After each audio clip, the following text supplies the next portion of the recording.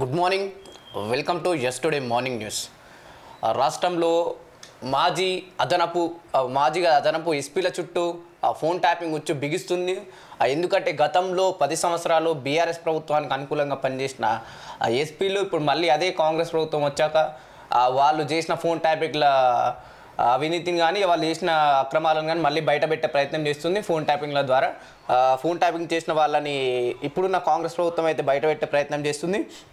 అలాగే రాష్ట్రంలో వివిధ పార్టీలు ఎంపీ ఎలక్షన్స్ వస్తున్నాయి కాబట్టి పార్లమెంటుకు వివిధ పార్టీల అభ్యర్థుల్ని ప్రకటించడం జరుగుతుంది. దాంట్లో కొందరు గతంలో అసెంబ్లీలో గెలిచిన ఎమ్మెల్యేలకు సైతం పార్లమెంటు టికెట్ ఇచ్చే అవకాశాలు కూడా కనిపిస్తున్నాయి. రైట్, ఇలాంటి విషయాలు మనతో పాటు మార్నింగ్ న్యూస్లో మాట్లాడడానికి కంటే సాయన్న గారు ఉన్నారు. ఒకసారి మార్నింగ్ న్యూస్లో ప్రధాన పేపర్లో ప్రధాన వార్తలు చూసే ప్రయత్నం చేద్దాం. ముందుగా ఈనాడు, ఇద్దరు అదనపు ఎస్పీల అరెస్ట్, ఫోన్ ట్యాపింగ్ వ్యవహారంలో భుజంగరావు తిరుపతన్నల పాత్ర నిర్ధారణ, ఎస్బీఐ మాజీ చీఫ్ ప్రభాకర్ రావు సహా ముగ్గురిపై ఎల్ఓసి జారీ. రాష్ట్రంలో సంచలనం సృష్టించిన ఫోన్ ట్యాపింగ్ వ్యవహారం కీలక మలుపు తిరిగింది. స్పెషల్ ఇంటెలిజెన్స్ బ్రాంచ్ డీఎస్పీగా పనిచేసి సస్పెండ్ అయిన దుగ్గ్యాల ప్రణీత్ రావు ప్రధాన నిందితుడిగా ఉన్న ఈ కేసులో మరో ఇద్దరు పోలీసు ఉన్నతాధికారులు అరెస్ట్ కావడం కలకలం రేపుతోంది. భూపాలపల్లి అదనపు ఎస్పీ భుజంగరావు, హైదరాబాద్ నగర భద్రతా విభాగం అదనపు డీసీపీ తిరుపతన్నను హైదరాబాద్ పోలీసులు అరెస్ట్ చేశారు. శుక్రవారం రాత్రి వీరి ఇళ్లకు వెళ్లిన పోలీసులు సోదాలు నిర్వహించారు. శనివారం ఉదయం వీరిద్దరిని బంజారాహిల్స్ పోలీస్ స్టేషన్కు పిలిచి సుదీర్ఘంగా విచారించారు. అనంతరం రాత్రి సమయంలో అరెస్ట్ చేశారు. విచ్చలవిడిగా ఫోన్ ట్యాపింగ్లకు పాల్పడిన వ్యవహారంలో ప్రణీత్తో పాటు వీరిద్దరి పాత్రను గుర్తించిన దర్యాప్తు అధికారులు ఈ నిర్ణయం తీసుకున్నారు. రాజకీయ ప్రముఖుల వ్యాపారుల ఫోన్లను ట్యాప్ చేయడంలో వీరిద్దరి ప్రమేయం గురించి కీలక ఆధారాలను సేకరించే పనిలో దర్యాప్తు బృందం నిమగ్నమైంది. భుజంగరావు ఎన్నికల ముందు వరకు పొలిటికల్ ఇంటెలిజెన్స్ విభాగంలో తిరుపతన్న ఎస్ఐబిలో అదనపు ఎస్పీగా విధులు నిర్వహించారు. ఈ వ్యవహారంలో ఇప్పటికే ఎస్ఐబి మాజీ chief Prabhakar Rao, Hyderabad task force మాజీ DCP Radhakishan Rao, I news media నిర్వాహకుడు శ్రావణ్ రావు 6,000 పాత్ర ఉన్నట్లు గుర్తించారు అనేటటువంటి వార్తను మనం చూస్తే, గతంలో ఏదైతే ప్రజలు అనుకున్నారు బీఆర్ఎస్ ప్రభుత్వం అంటే రావుల ప్రభుత్వం అన్నట్టు అదే రావులను దగ్గర పెట్టుకుని ఇతరితర నాయకుల ఫోన్లు ట్యాపింగ్ చేయడం జరిగింది. అది పోలీస్ డిపార్ట్మెంట్ని వాడుకొని ఇప్పుడు మళ్ళీ కాంగ్రెస్ వచ్చిన తర్వాత కొందరు రెడ్లను పక్కన పెట్టుకుని వీళ్ళపైన మళ్ళీ కేసులు కానీ ఫోన్ ట్యాపింగ్ వ్యవహారం కానీ బయట పెట్టడం జరుగుతుంది. దీన్ని ఎట్లా చూస్తారు? ఎందుకంటే ప్రభుత్వానికి ఏ ప్రభుత్వం ఉంటే ఆ ప్రభుత్వానికి కాకుండా నాయకులకు అనుకూలంగా పనిచేస్తున్నారు పోలీసులు కూడా. ఇప్పుడు మనం ఇక్కడ ఒకటి గమనించాలి, ఈ పోలీసు వ్యవస్థ పైన ఎవరి అజమాయిషి కొనసాగుతుంది అంటే ఈ ప్రజాపాలనలో ప్రజల ఓట్ల ద్వారా ఎన్నుకోబడ్డటువంటి పాలకుల యొక్క ప్రభావం అనేది ప్రభుత్వ అధికారుల పైన ఉంటుంది. అది డైరెక్ట్గా కావచ్చు, ఇండైరెక్ట్గా కావచ్చు, ఏదైనా కావచ్చు. ఇవాళ వీళ్ళని ట్రాన్స్ఫర్ చేసే విషయంలో కానీ, వీళ్ళ ప్రమోషన్స్ విషయంలో కానీ రకరకాల విషయాలలో వీరి యొక్క ప్రమేయం ఉంటుంది. అంటే ఎవరి యొక్క ప్రమేయం? పాలకుల యొక్క ప్రమేయం ప్రభుత్వ అధికారుల మీద ఉంటుంది. కాబట్టి ఆ రోజు బీఆర్ఎస్ పార్టీ నాయకత్వాన, అంటే బీఆర్ఎస్ పార్టీ ఆధ్వర్యంలో ఏర్పడినటువంటి తెలంగాణ రాష్ట్ర ప్రభుత్వం ఆ హయాంలో వారి యొక్క పాలకుల ఒత్తిడి మేరకే వీళ్ళు ఉద్యోగాలు చేసినటువంటి పరిస్థితి ఉన్నది. మరి ఎవరు బలవుతున్నారు ఇందులో అంటే వాళ్ళ ఒత్తిడి వల్ల వీళ్ళు వాళ్ళకు అనుకూలంగానో లేకపోతే మరో రకంగానో వాళ్ళకు భయపడో లేదా వీళ్ళ అవసరాల రీత్యానో మొత్తం మీద వాళ్ళకు అనుగుణంగా పనిచేసి ఇవాళ ఫోన్ ట్యాపింగ్ చేసినటువంటి ప్రభుత్వ అధికారులు దాంట్లో ప్రమేయం ఉన్నది అని చెప్పేసి ఆరోపణలు ఎదుర్కొంటున్నటువంటి వాళ్ళ ప్రభుత్వ అధికారులు బలవుతున్నటువంటి పరిస్థితి ఉన్నది. కాబట్టి ఇలాంటి పరిస్థితులకు కారణం ఏంటి అంటే, ఈ పరిస్థితులన్నిటికీ కారణం ఏంటి అని అంటే, ఇవాళ ఏ పార్టీ అధికారంలోకి వచ్చినా ఇవాళ కాంగ్రెస్ పార్టీ అంటే కాంగ్రెస్ పార్టీ ఆధ్వర్యంలో రేవంత్ రెడ్డి నాయకత్వాన ఈరోజు తెలంగాణ రాష్ట్ర ప్రభుత్వం ఏర్పడింది. మరి ప్రభుత్వ హయాంలో పనిచేస్తున్నటువంటి వీళ్ళ ప్రభుత్వ అధికారుల మీద ఈ పార్టీ నాయకుల ఒత్తిడి కావచ్చు లేదా ఈ పాలకుల ఒత్తిడి కావచ్చు ఉండదంటారా? మరి మళ్ళీ పార్టీ అధికారంలోకి వచ్చిన తర్వాత మళ్ళీ అప్పుడు ఈ ప్రభుత్వ అధికారులే బలి కావాలనా? అంటే ఎటుబెట్టి కింది స్థాయి నాయకులు కానీ కింది స్థాయి ప్రభుత్వ అధికారులు కానీ బలవుతున్నటువంటి పరిస్థితి ఈ వ్యవస్థలో ఉన్నది. కాబట్టి వీటన్నిటికీ ఏదో ఒక దగ్గర పులి స్టాప్ పడాల్సినటువంటి అవసరం ఉన్నది. ఇక్కడ అవినీతి కానీ అక్రమాలు కానీ ఇలాంటి జరగనటువంటి వ్యవస్థను మనం రూపొందించుకొని పరిపాలించుకుంటే తప్ప ఎవరు అధికారంలోకి వచ్చినా వాళ్ళ యొక్క ఒత్తిడి వాళ్ళ యొక్క ప్రమేయం ఈ ప్రభుత్వ అధికారుల మీద ఉంటుంది. అంతిమంగా బలవుతుంది మాత్రం కింది స్థాయి నాయకులు లేదా కింది స్థాయి ప్రభుత్వ అధికారులే బలవుతున్నటువంటి పరిస్థితి ఈ వ్యవస్థలో ఉన్నది. నాడు రేవంత్ రెడ్డి సహా కుటుంబ సభ్యులపైన నిఘా. తొలుత ఎస్ఐబిలో ఆధారాల ధ్వంసం కేసులో అరెస్ట్ అయిన ప్రణీత్ రావును విచారిస్తున్న క్రమంలో ఫోన్ ట్యాపింగ్ వ్యవహారం వెలుగులోకి వచ్చింది. మావోయిస్టులకు సంబంధించిన ప్రొఫైళ్లు తయారు చేసి నిఘా ఉంచాల్సిన విధుల్లో ఉన్న ప్రణీత్ రావు హద్దు మీరి ప్రైవేట్ వ్యక్తుల ఫోన్లపై దృష్టి పెట్టారు. ఇదంతా అప్పటి ఎస్ఐబి చీఫ్ ప్రభాకర్ రావు కనుసన్నుల్లోనే సాగినట్లు విచారణలో తెలిసింది. ఈ మేరకు ప్రణీత్ రావు వాంగ్మూలంలో వెల్లడించారు. కొన్నేళ్లుగా ఈ వ్యవహారం సాగిస్తున్నట్టు తాజా దర్యాప్తులో బహిర్గతమైంది. రాష్ట్రంలో జరిగిన ఉప ఎన్నికల సమయంలో ప్రతిపక్ష పార్టీలు ముఖ్య నేతలను లక్ష్యంగా చేసుకుని ట్యాపింగ్లకు పాల్పడినట్లు గుర్తించారు. ముఖ్యంగా రేవంత్ రెడ్డితో సహా ఆయన కుటుంబ సభ్యుల ఫోన్లపై ప్రత్యేకంగా నిఘా ఉంచినట్లు వెల్లడైంది. ఈ రాష్ట్రంలో సంచలనం సృష్టించిన ఎమ్మెల్యేల కొనుగోలు అంశంలోనే ఈ వ్యవహారం సాగింది. అలాగే కొందరు ఎంపిక చేసిన బారాస నేతల ఫోన్లను ట్యాప్ చేసినట్లు విచారణలో ప్రణీత్ తేల్చి చెప్పినట్టు సమాచారం. నిజంగానే ఇప్పుడు వీళ్ళు చేస్తుంటే హోమ్ మినిస్టర్ ఏం చేసినట్టు, హోమ్ మినిస్టర్ ఏం చేసినట్టు, పక్క పొంటున్న సీఎం ఏం చేసినట్టు. సీఎం చేద్దల మంది హోమ్ మినిస్టర్ ఎక్కడున్నాడు తెలంగాణ రాష్ట్రంలో ఇప్పటి వరకు? అంటే గత 10 సంవత్సరాల్లో అయితే హోమ్ మినిస్టర్ ఒక వ్యక్తి ఉన్నాడని కూడా ఎవరికి తెలియదు చాలా వరకు. అంటే అట్లున్నది వీళ్ళ పరిపాలన. గత ప్రభుత్వ హయాంలో జరిగినటువంటి వాళ్ళ పరిపాలన మొత్తము ఒక వన్ మ్యాన్ ఆర్మీ లాగా కదిలినటువంటి పరిస్థితి కేసీఆర్ ఆధ్వర్యంలో జరిగింది. కేసీఆర్ ఐటీ మినిస్టర్ అంటే మన కేటీఆర్, మన ఆర్థిక శాఖ మంత్రి అంటే హరీష్ రావు, లేకపోతే మన బతుకమ్మ అంటే కవితమ్మ. ఇక ఇట్లా జరిగింది. మిగతా ఏం లేవు. వీళ్ళ ఒత్తిడి వల్ల ఇలాంటి ప్రభుత్వ అధికారులు పాపం ఇప్పుడు బలి కావాల్సి వస్తుంది. నిజంగా మొట్టమొదలు కేసులు పెట్టాలి అని అంటే ఆ సీఎం మీద పెట్టాలి. ఎందుకంటే ఆయన హయాంలో జరిగింది కదా, ఆయన గడివికిండా అనేటటువంటి ఆలోచన చేస్తున్నారు చాలా మంది మేధావులు. కాబట్టి సీఎం మీద పెట్టండి, లేదా అక్కడ ఉన్నటువంటి ప్రధానమైన మంత్రుల మీద పెట్టండి. వాళ్ళ కింద ఉన్నటువంటి ప్రభుత్వ అధికారుల మీద మనం ఒత్తిడి పెట్టేసి ఎప్పటికీ వాళ్ళనే బలి చేసుకుంటూ పోదామా? ఎంతకాలం అంటే వీళ్ళు ఏం చక్కగా చేసిరని కాదు, వీళ్ళ మీద కూడా చట్టపరమైన చర్యలు తీసుకోవాలి, కాదంటలేం. కానీ దానికి మూల కారణాన్ని వదిలేసి చిన్న చిన్న అంశాలపైన మనం ఫోకస్ పెట్టి వాళ్ళను బలి చేయడం వల్లంత ఉపయోగం లేదు. ఈ వ్యవస్థలో మార్పు రాదు. కాబట్టి వీళ్ళు కాకపోతే మరొకరు, అంతే కదా, ప్రభుత్వంలో వీళ్ళ ప్లేస్ ఇంకోరు వచ్చి మళ్ళీ వేరే వాళ్ళని ట్యాపింగ్ చేస్తారు. అంటే ఈ ఫోన్ ట్యాపింగ్ లాగాలన్నా, లేకపోతే వీళ్ళు సక్రమంగా ప్రభుత్వ ఉద్యోగాలను నిర్వర్తించాలన్నా పరిపాలనలోకి సక్రమమైన వచ్చినప్పుడు మాత్రమే అది సాధ్యమయ్యే అవకాశం ఉన్నది. కాబట్టి ముందు పరిపాలన వ్యవస్థలో మార్పులు రావాలి. కాబట్టి ఈ రాజకీయ నాయకులను ఎన్నుకుంటున్నటువంటి పద్ధతిలో మార్పు రావాలి. లేకపోతే వాళ్ళు పెట్టుబడులు పెట్టి రాజకీయాల్లోకి వచ్చి సంపాదనే లక్ష్యంగా పనిచేస్తూ మళ్ళీ వాళ్ళ పార్టీల పరిస్థితి కూడా ఎట్లుంటుందంటే, చిన్న పార్టీ అధికారంలోకి రాగానే ఆ పెద్ద పార్టీతో పోటీ పడి ఆర్థికంగా ఎదగడం కోసం ఇది అనేక రకాల అడ్డదారులు దొక్కుతున్నటువంటి పరిస్థితి. ఆమ్ ఆద్మీ పార్టీ చూడొచ్చు, బీఆర్ఎస్ పార్టీ చూడొచ్చు. ఇప్పుడున్న కేసు ఏదైతే లిక్కర్ స్కామ్ లో కావచ్చు, లేకపోతే అర్థారం స్కామ్ లో. ఇవాళ చూడండి, మరి ఆ రోజు టీఆర్ఎస్ పార్టీగా అవతరించినటువంటి బీఆర్ఎస్ పార్టీ ఇవాళ దేశాన్ని పరిపాలించాలనే ఆలోచన ఉండడం తప్పు కాదు. కానీ బీజేపీ అంటే కేంద్రంలో ఉన్నటువంటి బీజేపీ సరసన కానీ లేదా కాంగ్రెస్ పార్టీ సరసన చేరాలి అనే ఆలోచనతోని వాళ్లకు ఎంత శక్తి ఉన్నది, ఆర్థిక శక్తి ఎంత, అదేవిధంగా వాళ్ళకు పార్టీ శక్తి ఎంత, పార్టీ కార్యకర్తలు కావచ్చు, నాయకులు కాబట్టి ఆ శక్తి ఎంత, దాన్ని ఎట్లా పెంపొందించుకోవాలంటే దానికి ప్రధాన కారణం ఆర్థిక సంపద అవుతుంది. కాబట్టి ఆ ఆర్థిక సంపద కోసం వాళ్ళు అనేక రకాలుగా అడ్డదారులు దొక్కుతున్నటువంటి పరిస్థితి ఈ పరిపాలన వ్యవస్థలో ఉన్నది. కాబట్టి అది ఏ పార్టీ అయినా సరే, మీరు అన్నట్టు నిజంగానే వీళ్ళైతే బాండ్ల రూపంలో ఇక్కడ మనం దిశలకు మ్యాటర్ చేయవచ్చు. మెగా కంపెనీకి 195 కోట్ల విరాళాలు. ఎందుకంటే కాళేశ్వరం కాంట్రాక్ట్ ఇస్తే వీళ్ళకు అదనంగా డబ్బులు వచ్చే విషయం కావచ్చు, లేదంటే ఇంకో మెట్రో అధినేత పార్థసారథి రెడ్డి కావచ్చు, లేకుంటే ఇక్కడ ఐఆర్బి కంపెనీలు కావచ్చు, మన టోల్ గేట్ కాంట్రాక్టులు, ఇలా రకరకాలుగా కాంట్రాక్టులు ఇస్తూ పార్టీలు లీగల్ గా డబ్బులు తీసుకుంటున్నాయి. అంతే, కరెక్ట్ చెప్పారు మీరు. అంటే ఈ పార్టీలన్నీ కూడా వాళ్ళ బంధుమిత్రులకు కావచ్చు, వాళ్ళు ఈ కాంట్రాక్ట్లు ఇస్తూ ఇండైరెక్ట్గా మళ్ళీ అందులో వచ్చిన సంపదలో వీళ్ళ వాటా రకరకాల రూపాల్లో వస్తుంది. అది బాండ్ల రూపంలో కావచ్చు, లేకపోతే వాళ్ళు చందాలు ఇస్తున్నట్లు కావచ్చు. మొత్తం మీద ఈ పార్టీలకు మేలు చేస్తున్నటువంటి పరిస్థితి ఆయా సంస్థలది ఉన్నది.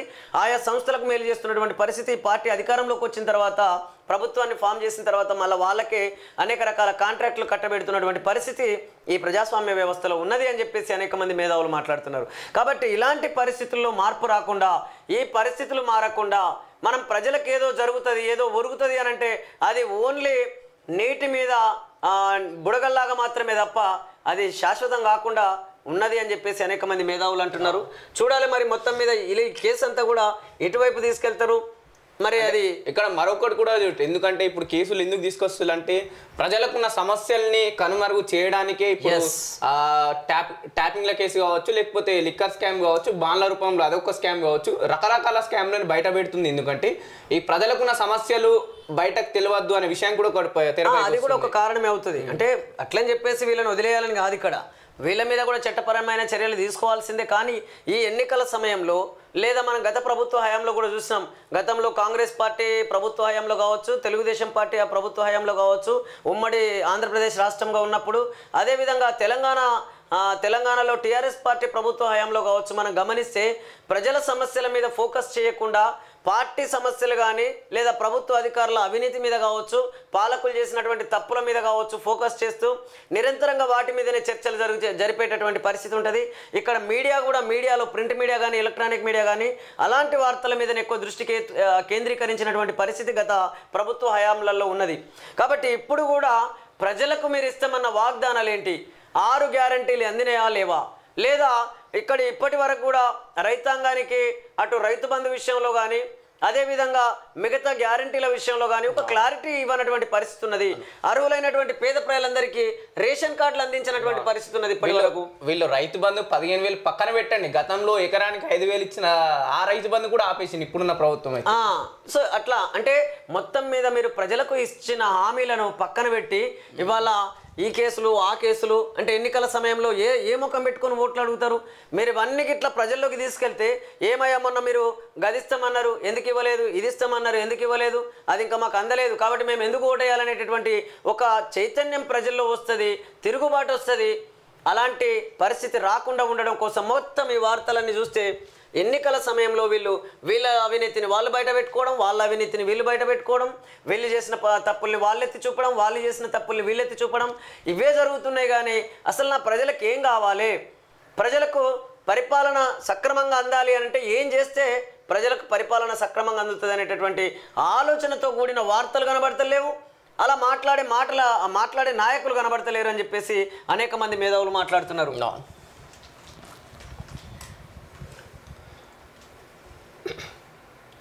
స్థానిక అవసరాలకు ఇసుక ఉచితం, కలెక్టర్లకు గనుల శాఖ ఆదేశాలు. సీనారేజీ వస్తువులపై ఫిర్యాదుల నేపథ్యంలోనూ ప్రభుత్వం నిర్ణయం. గ్రామీణ ప్రాంతాల్లో ఇసుక వేతలు తీరుస్తూ రాష్ట్ర ప్రభుత్వం నిర్ణయం తీసుకుంది. సొంత అవసరాలకు ఇండ్ల పథకానికి ఇసుక ఉచితంగా తీసుకెళ్లేందుకు రాష్ట్ర ప్రభుత్వం అనుమతి ఇచ్చింది. ఈ మేరకు అన్ని జిల్లాల కలెక్టర్లకు గనుల శాఖ ముఖ్య కార్యదర్శి బెనర్హే మహేష్ దత్ శనివారం ఆదేశాలు జారీ చేశారు. తెలంగాణ ఇసుక తవ్వకాలు నిబంధనలు 2015 అమలు చేయాలని స్పష్టం చేశారు. ప్రజలు తమ సొంతింటికి నిర్మాణానికి, ప్రభుత్వ గృహ నిర్మాణానికి పథకాలకు సమీపంలోని వాగుల నుంచి ఇసుకను ఉచితంగా తీసుకెళ్లే వెసులుబాటు ఉంది. అయితే శాండ్ ట్యాక్స్ మన ఇసుక వాహనం విధానంలో అమల్లో ఉన్న నల్గొండ తదితర జిల్లాలో ఈ వెసులుబాటు అమలు కావడం లేదు. ప్రజలు తమ సొంత అవసరాలకు ఎడ్ల బండు, ట్రాక్టర్లు ఇసుక తీసుకెళ్తుంటే అని ఒక వార్త, అక్కడ కూడా ట్యాక్స్ వసూలు చేస్తారు. అంటే నిజంగా ప్రభుత్వం ఈ స్థానిక అవసరాలకు ఇసుక ఉచితమని చెప్పింది కదా, ఇప్పటికే మన శాండ్ మాఫియా చాలా విపరీతంగా పెరిగిపోయింది. అక్కడక్కడ ఆపడం కూడా జరిగింది. ట్రాక్టర్లు పోలీస్ స్టేషన్ పెడుతున్నా ఎక్కడ ఆగడం లేదు. కానీ ఇప్పుడు ఇసుక ఉచిత ఇవ్వడం వల్ల చాలా ఇంకా పెరిగిపోతాయని చెప్పేసి అంటే కంపల్సరీ ఇప్పుడు అక్కడ గ్రామీణ ప్రాంతాలలో ఉన్నటువంటి గ్రామ పంచాయతీ, అక్కడ ఉన్నటువంటి ఆ గ్రామ పంచాయతీలో ఉన్నటువంటి పాలకులు కానీ లేదా అక్కడ ఉన్న సెక్రటరీ కానీ వాళ్ళు చూసుకోవాలి, నిజంగానే వాళ్ళు సొంతగా ఇల్లు కట్టుకుంటురా, లేకపోతే వేరే ఇంటికి వీళ్ళు ఏమైనా సప్లై చేస్తున్నారా, లేదా ఇండ్ల కోసం అని చెప్పేసి ఇంకేమన్నా దేనికన్నా ఇసుక మాఫియా నడుస్తుందా, ఇవన్నీ కూడా కింది స్థాయి నుంచి పై స్థాయి వరకు ప్రభుత్వ అధికారులు కానీ పాలకులు కానీ ఒక పటిష్టమైనటువంటి వ్యవస్థను ఏర్పాటు చేసి పరిపాలించుకున్నప్పుడు మాత్రమే ఇది సాధ్యమవుతుంది తప్ప, లేకపోతే ఎలాంటి నిర్ణయాలు తీసుకున్నా ఈ నిర్ణయాలన్నీ కూడా ప్రజలందరికీ అందాలి అని అంటే మీరు పాలకులు చక్కగా ఉండాలి, ప్రభుత్వ అధికారులు చక్కగా ఉండాలి. మీలోనే అనేక రకాల లోపాలు ఉన్నప్పుడు ఇక అది ప్రజల వద్దకు ఎలా చేరుతుంది? కాబట్టి ఏ నిర్ణయం తీసుకున్నా పూర్తి స్థాయిలో అమలు కావాలంటే అమలు చేసే అధికారులు కరెక్ట్గా ఉండాలి, అదేవిధంగా ప్రజలను పరిపాలించే పాలకులు కరెక్ట్గా ఉన్నప్పుడు మాత్రమే ఇది సాధ్యమవుతుంది. ఇది నిజంగా పేద ప్రజల కన్నా కాంట్రాక్టర్లకు, పెద్ద పెద్ద బిల్డర్లకే ఇది ఎక్కువ ఉపయోగపడుతుంది ఉచిత ఇసుక అనేది. ఇంకా వాళ్ళే చెలరేగిపోతారు. మరి వాళ్ళు ఉన్నది ఎందుకు? వీళ్ళకు బాండ్లు ఎలక్ట్రోల్ బాండ్లు ఎందుకు ఇస్తున్నారు, చందాలు ఎందుకు ఇస్తున్నారు ఈ పార్టీలకు? కాబట్టి వాళ్ళ మాఫియా చక్కగా నడవాలి అని అంటే ఈ పార్టీలకు బాండ్ల రూపంలోనో చంద్రాల రూపంలోనో డబ్బులు ఇవ్వాలి. ఇక డబ్బులు తీసుకున్న పార్టీ ఏం చేస్తుంది, మళ్ళీ వాళ్ళకు ఒత్తాసు పలుకుతున్నటువంటి పరిస్థితి ఉన్నది. ఆ బ్యారేజ్ల నిర్మాణ ప్రాంతాలను ఎలా ఎంపిక చేశారు, ఆ ప్రత్యామ్నాయంగా మారేవైన స్థలాలను పరిశీలించారు. కాళేశ్వరంపై నిపుణుల కమిటీ ప్రశ్నల వర్షం ఆధారాలతో సహా జవాబులు ఇవ్వాలని సూచన. కాళేశ్వరం ఎత్తిపోతల పథకంలో భాగంగా నిర్మించిన మేడిగడ్డ, అన్నారం, సుందిల్ల బ్యారేజ్లను నీటి నిల్వ చేసేందుకు నిర్మించారా లేక నీటి ముంపు కోసమా? బ్యారేజ్ల గేట్లు నిర్వహణకు షెడ్యూల్ బాధ్యులెవరు? ఇది central design organisation engineering research laboratory సలహాకు భిన్నంగా ఏమైనా జరిగిందా? నిర్మాణంలో క్వాలిటీ కంట్రోల్ సంస్థ ఏమైనా లోపాలు గుర్తించిందా? వర్షాకాలానికి ముందు తర్వాత బ్యారేజ్ల తనిఖీలు నిర్వహించారా అంటూ పలు ప్రశ్నలను కేంద్ర జలసంఘం మాజీ చైర్మన్ చంద్రశేఖర్ అయ్యర్ చైర్మన్గా గల నిపుణుల కమిటీ నీటిపారుదల శాఖపైకి ప్రశ్నలు సంధించిందని చెప్పేసి ఒక వార్త చూడొచ్చు. నువ్వు ఎన్ని సంధించినా ఇప్పుడు జరిగేది ఏముంది? ఇప్పుడు బ్యారేజీల నిర్మాణ ప్రాంతాలను ఎలా ఎంపిక చేశారు, ప్రత్యామ్నాయము మరేవైనా స్థలాలను పరిశీలించారా, కాళేశ్వరంపై నిపుణుల కమిటీ ప్రశ్నల వర్షం ఆధారాలతో సహా జవాబులు ఇవ్వాలని సూచన. అంటే ఇవన్నీ కూడా ఏదేంది ఏమంటారు కదా, చేతులు కాలినాక ఆకులు పట్టుకున్నట్లున్నది పరిస్థితి. చేతులు కాలినే ఆకులు పట్టుకుంటున్నాము, కాలిన తర్వాత ఇంత పట్టుకుని ఏం లాభం? జరగాల్సిన నష్టం జరిగిపోయింది కాళేశ్వరం విషయంలో. కాబట్టి ఇది ఎందుకు జరుగుతుంది అని అంటే, ఇగో ఈ సంస్థలు ఆ పార్టీలకు బాండ్ల రూపంలో చందాలు ఇచ్చినాయా లేవా, డబ్బులు ఇచ్చినాయా లేవా, వాళ్ళ కమిషన్లు అందినాయా లేవా? మెగా కృష్ణారెడ్డి కాళేశ్వరం కాంట్రాక్ట్ కోసం కొన్ని డబ్బులు ఇవ్వడం జరిగింది, బాండ్ల రూపంలో కావచ్చు, ఇంకో రూపంలో కావచ్చు. కాబట్టి ఇక్కడ ఎవరు దొంగలు అంటే ఇద్దరు దొంగలు అవుతున్నారు ఇక్కడ. అటు పార్టీ ప్రభుత్వ హయాంలో ప్రభుత్వాన్ని ఫామ్ చేసినటువంటి పార్టీ దొంగదవుతుంది, అదేవిధంగా అక్కడ కాంట్రాక్ట్ తీసుకున్నటువంటి ఆ సంస్థ కూడా దొంగతనం చేయడానికి పాల్పడుతున్నటువంటి పరిస్థితి ఈ వ్యవస్థలో ఉన్నది. కాబట్టి వ్యవస్థలో మార్పులు రావాలి. ఇవాళ ఆ కంపెనీ కాకపోతే ఇంకో కంపెనీ రావచ్చు, ఈ పార్టీ కాకపోతే మరో పార్టీ రావచ్చు, కానీ అవినీతికి పాల్పడేటటువంటి పరిస్థితి లేని వ్యవస్థను నిర్మాణం చేసుకున్నప్పుడు మాత్రమే ఇవి సాధ్యమయ్యే అవకాశం ఉన్నదని చెప్పేసి అనేక మంది మేధావులు అంటున్నారు. నా అరెస్ట్, రిమాండ్ అక్రమం విడుదలకు ఆదేశించాలంటూ ఢిల్లీ హైకోర్టులో కేజ్రీవాల్ పిటిషన్ సత్వరమే విచారణ జరపాలన్న విజ్ఞప్తిని తోసిపుచ్చిన న్యాయస్థానం. హిమాచల్లో కాంగ్రెస్కు ఎదురుదెబ్బ, అనర్హత వేటుపడిన 6 మాజీ శాసనసభ్యులు భాజపాలో చేరిక. గుజరాత్లో భాజపాకు షాక్, లోక్సభ బరి నుంచి వైదొలిగిన 2 అభ్యర్థులు. ఏమున్నది, అవే పార్టీలు ఇవే చూపిరు. ఇక మళ్ళీ ఈ కింది స్థాయి పార్టీల యొక్క వార్తలు రావు, అదేవిధంగా అక్కడ ఉన్న ఇండిపెండెంట్ల వార్తలు రావు, ఏం రావు. అయితే నువ్వానేనా ఇట పెట్టుకొని వస్తారా ఇల్లు, ఇట పెట్టుకొని వస్తే మొన్నటిదాకా నేను కూడా అనుకున్నా ఇదేంటిదని అడిగితే వి ఫర్ విక్టరీ అని చెప్పేసి కాదు సారు, ఇది వి ఫర్ విక్టరీ కాదు, దీని ఇంటర్నల్ మీనింగ్ ఏంటంటే అయితే మీ పార్టీ అన్న గెలవాలి లేకుంటే మా పార్టీ అన్న గెలవాలి, ఇక మళ్ళీ పార్టీని మధ్యలోకి రానివద్దు అన్నట్టు వీళ్ళు ఇట్లా పెట్టుకొని వస్తారట. నాకు మేధావి చెప్పిండు. కాబట్టి ఆలోచించండి ప్రజలారా, ఇట్లా కాదు గిట్లెందుకు అనొద్దు. ఈ చేతికి 5,000 ఉన్నాయి కదా, మరి 2 ఏళ్ళని ఎందుకు చూపిస్తున్నారో వాళ్ళని అడగండి. 5 ఏళ్ళు అంటే ఓసీలు, బీసీలు, ఎస్సీలు, ఎస్టీలు, మహిళలు, ఇట్లా ఈ 5 సామాజిక వర్గాల ప్రజలు లేదా మా మైనారిటీలు, ఈ 5 సామాజిక వర్గాల ప్రజలు ఓట్లేస్తున్నారు, 5 సామాజిక వర్గాల ప్రజలు పన్నులు కడుతున్నారు, 5 సామాజిక వర్గాల ప్రజలు ఈరోజు ప్రభుత్వ ఆఫీసులలో ఉద్యోగాలు చేస్తున్నారు. ఈ దేశ రక్షణ కోసం బిఎస్ఎఫ్ జవాన్లుగా కంటికి కళ్ళల్లో ఒత్తులు పెట్టుకొని నిద్రహారాలు సైతం మాని ఈ దేశ రక్షణ కోసం పనిచేస్తున్నటువంటి వాళ్ళల్లో 5 సామాజిక వర్గాల బిడ్డలు ఉన్నారు. మరి వాళ్ళకు అధికారంలో ఈ 5 సామాజిక వర్గాలకు భాగస్వామ్యం కల్పించాలన్నా వద్దా ఒక్కసారి ఆలోచించాలి. అందుకే అసమానతతో కూడిన సామాజిక వర్గాల ప్రజలు ఉన్నారు ఇక్కడ, వీళ్ళు సమానంగా లేరు. ఓసీలు, బీసీలు, ఎస్సీలు, ఎస్టీలు, మైనార్టీలుగా వీళ్ళు అసమానతతో కూడి ఉన్నారు అని చెప్పేసి ఒకవైపు గుర్తిస్తూనే మరొక వైపు 5 సామాజిక వర్గాల ప్రజల మధ్య అత్యున్నతమైనటువంటి స్థానాలకు సమానమైన రాజకీయ పోటీ పెట్టడం జరిగింది. మరి బలహీన వర్గాల మధ్య బలమైన వర్గాలతో సమానమైన పోటీ పెడితే అత్యున్నతమైన స్థానాలకు బలహీన వర్గాలు బలమైన వర్గాలతో ఎలా పోటీ పడగలుగుతాయి ఒక్కసారి ఆలోచించాలని చెప్పేసి విజ్ఞప్తి చేస్తున్నాం. రాష్ట్రపతిపై సుప్రీంకోర్టుకు కేరళ ప్రభుత్వం 4 బిల్లులకు ఆమోదం తెలపకుండా ముర్ము నిలుపుదల చేశారంటూ పిటిషన్, గవర్నర్ తీరుపైన అభ్యంతరం. స్టాంపులు రిజిస్ట్రేషన్ల శాఖ ప్రక్షాళనకు వేలాయే. 6 నెలల కిందటి బదిలీల్లో జోనల్ ఉల్లంఘనలు, సంస్థాగత మార్పులు చేర్పులపై ప్రభుత్వం దృష్టి. తుక్కుగూడ నుంచే కాంగ్రెస్ శంకారావం. ఏప్రిల్ మొదటి వారంలో భారీ బహిరంగ సభ.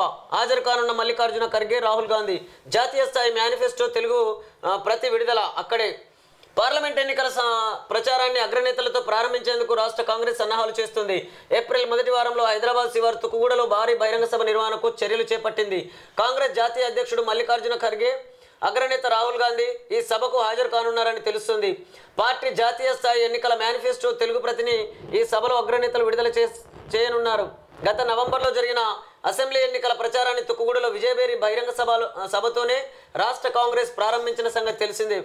ఆ సభలో అగ్రనేతలు సోనియా, రాహుల్ గాంధీ, ఖర్గే ప్రకటించిన గ్యారంటీ హామీలతో ఎన్నికల ప్రచారంలో ఊపు వచ్చి విజయం సాధించినట్లు పార్టీ నేతలు గట్టిగా భావిస్తున్నారు. ఈ సెంటిమెంట్తో రాష్ట్రంలో పార్లమెంట్ ఎన్నికల ప్రచార సభలను అక్కడి నుంచే ప్రారంభించాలని పార్టీ యోచిస్తోంది. మొత్తం 10 గాను 9 నియోజకవర్గాలకు అభ్యర్థులను కాంగ్రెస్ ఇప్పటికే ప్రకటించింది. మిగిలిన 8 స్థానాలకు ఈ నెలాఖరు కల్లా ఖరారు చేయనుంది. ప్రచార వ్యూహంపై కసరత్తు. పార్టీ ప్రచార వ్యూహంపైన సీఎం పిసిసి అధ్యక్షుడు రేవంత్ రెడ్డి కసరత్తు చేస్తున్నారు. శనివారం తన నివాసంలో ఈ అంశంపై మంత్రులు, ఇతర నేతలతో చర్చించారు.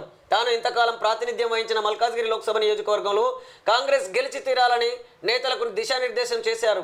ఇక్కడి అభ్యర్థి సునీత మహేందర్ రెడ్డి, మంత్రి పొంగులేటి శ్రీనివాసరెడ్డి, ఇతర నేతలు ఈ సమావేశంలో పాల్గొన్నారనేటటువంటి వార్తను చూస్తే ఇక్కడ మనం ఒకటి గమనించాలి. తుక్కుగూడ నుంచి వీళ్ళు ప్రారంభిస్తామంటున్నారు. మీరు తుక్కుగూడ నుంచో ఇంకో గూడ నుంచో ప్రారంభించడం వల్ల మీరు అధికారంలోకి రాలేరు.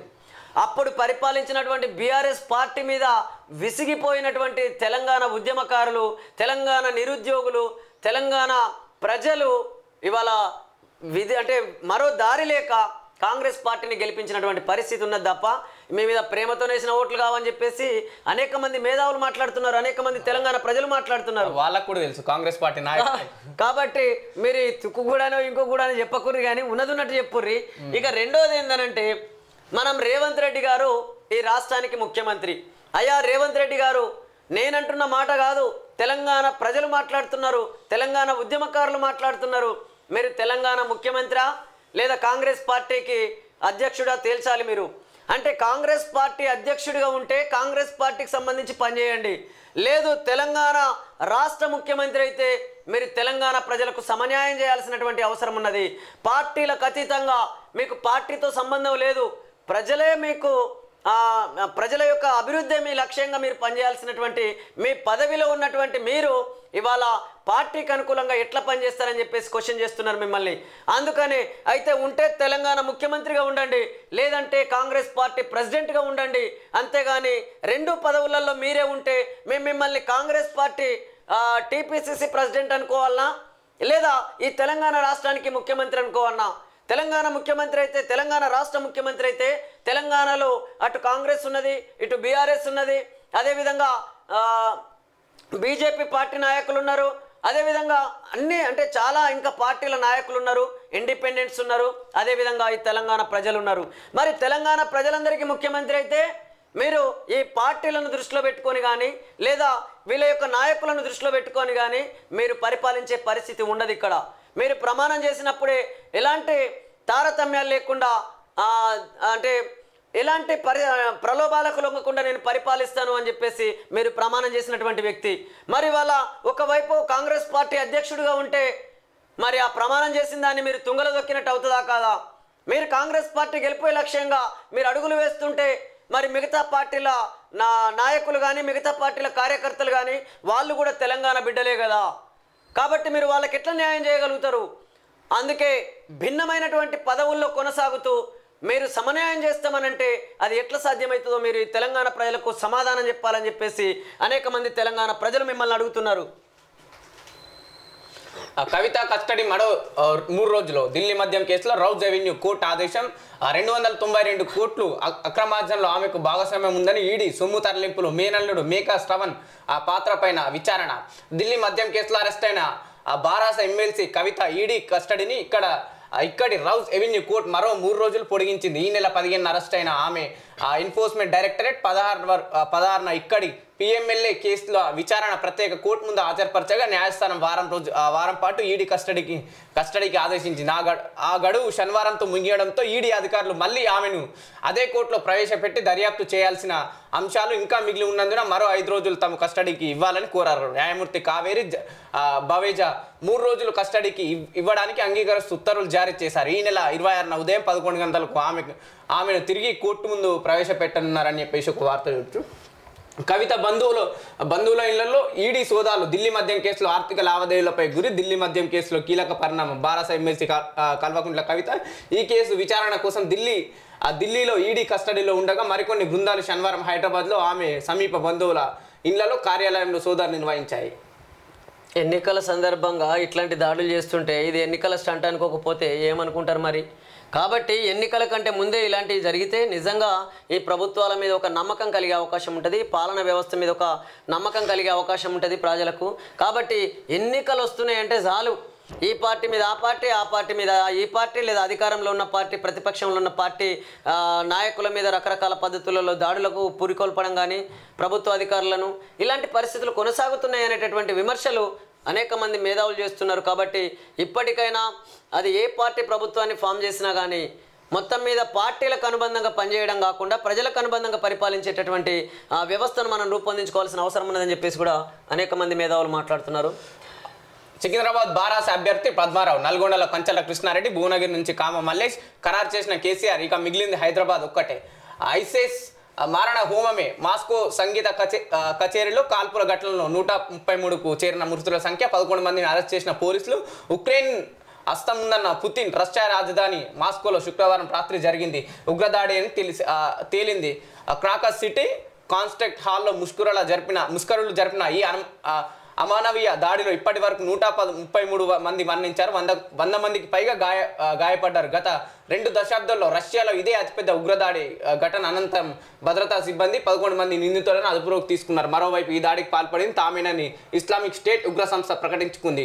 ఇక రష్యాలో ఉగ్రదాడి జరగవచ్చని ఈ నెల 7వ తేదీని అమెరికా హెచ్చరించింది. ఈ విషయాన్ని రష్యా పెద్దగా పట్టించుకోలేదు. ఉగ్రదాడి ఘటనపై భారత సహా ప్రపంచ దేశాలు విచారం వ్యక్తం చేశాయి. దాడి నేపథ్యంలో రష్యా వ్యాప్తంగా భద్రతను ప్రభుత్వం కట్టుదిట్టం చేసింది. అన్ని ఈవెంట్లు రద్దు చేశాము.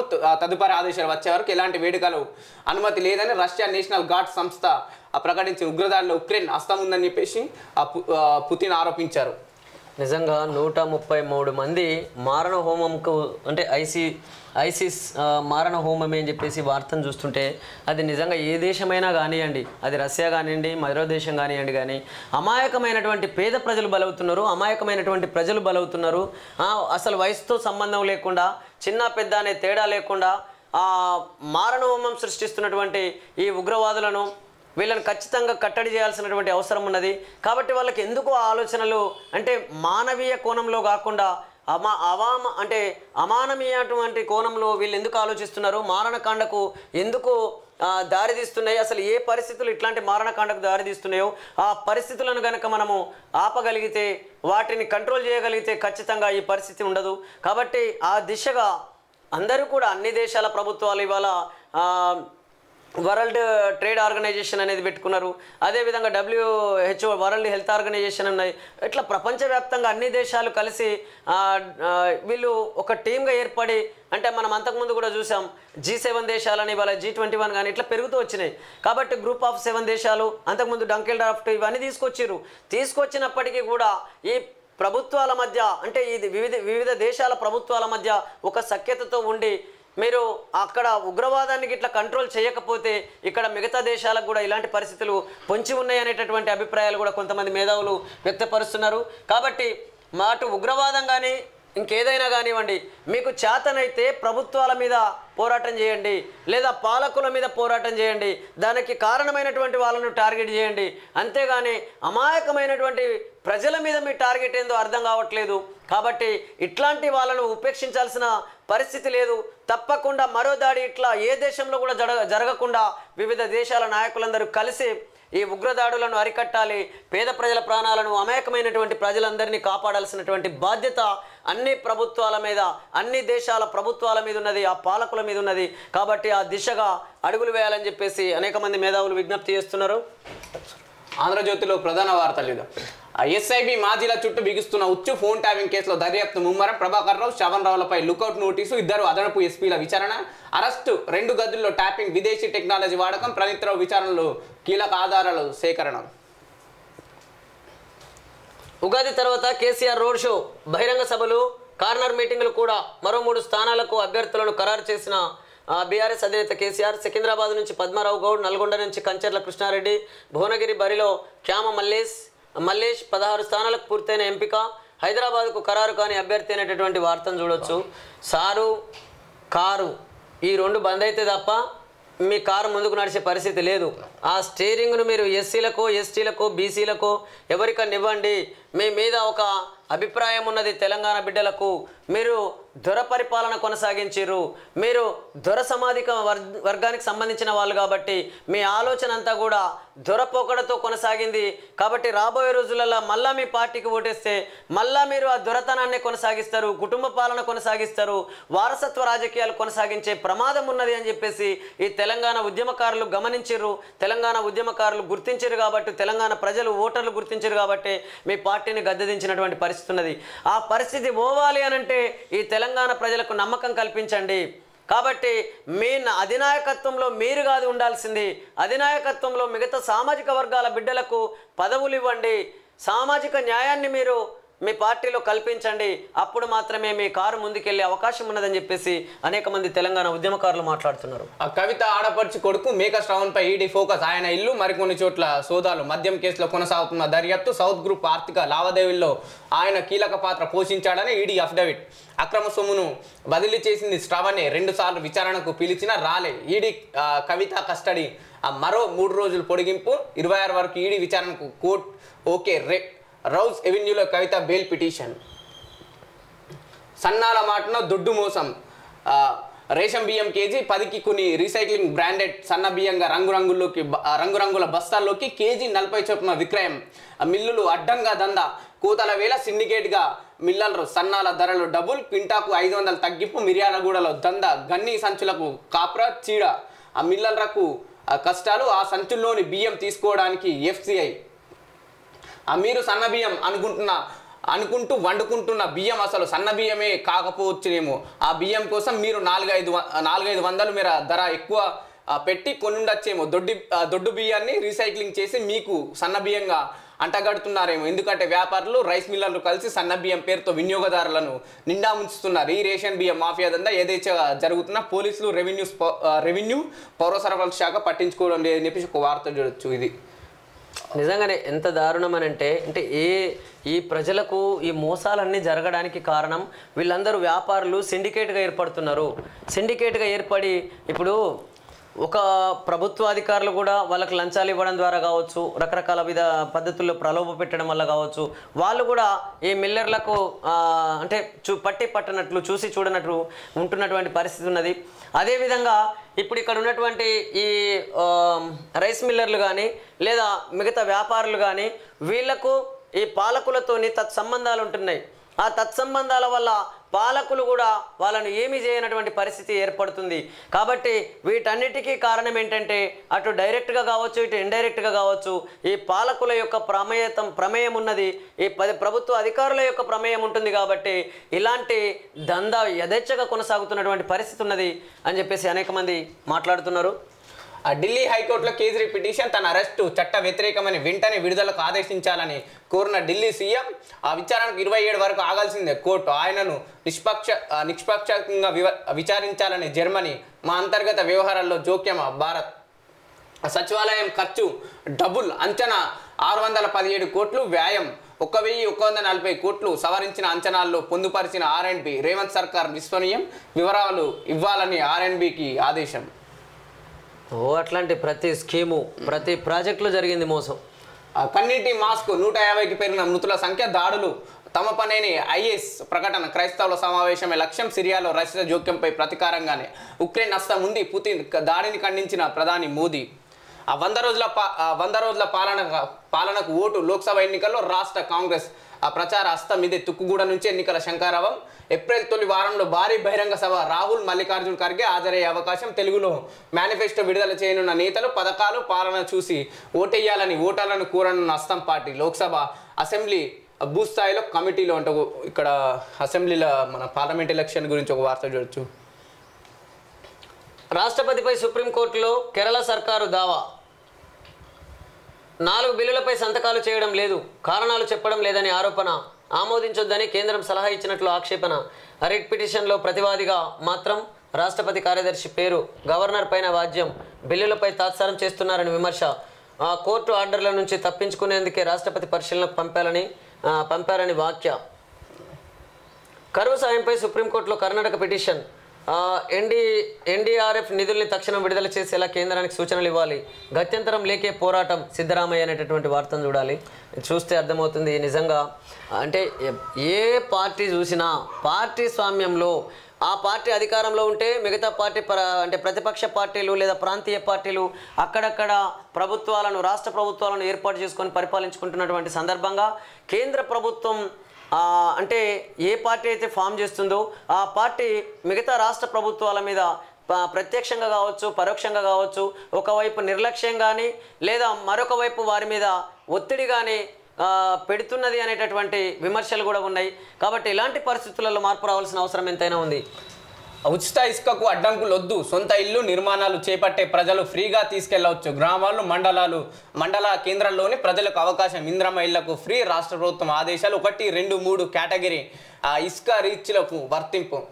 789 టీఎంసీలు కేటాయించాలి. పాత ప్రాజెక్టులకు 299, నిర్మాణంలో ఉన్న వాటికి 238, కట్టబోయే వాటికి 216. తాగునీటి అవసరాలకు 36. Krishna tribunal Telangana state of case న్యాయమైన వాటా కింద కేటాయించాలని వినతి.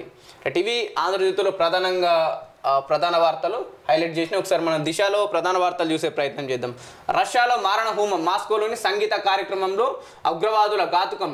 ప్రేక్షకులపైకి కాల్పులు. 143 మంది దుర్మరణం. 150 మందికి పైగా గాయాలు. ఇది మా పని. ఐసిస్ పోలీసుల అదుపులో 4 టెర్రరిస్టులు. గెలుపుకు దగ్గరగా వచ్చి భారీ లక్ష్య ఛేదనలో పోరాడి ఓడిన హైదరాబాద్. క్లాసన్ పోరాటం వృధా. 4 పరుల తేడాతో కోల్కతా విజయం. మరో మ్యాచ్లో ఢిల్లీపై పంజాబ్ గెలుపు.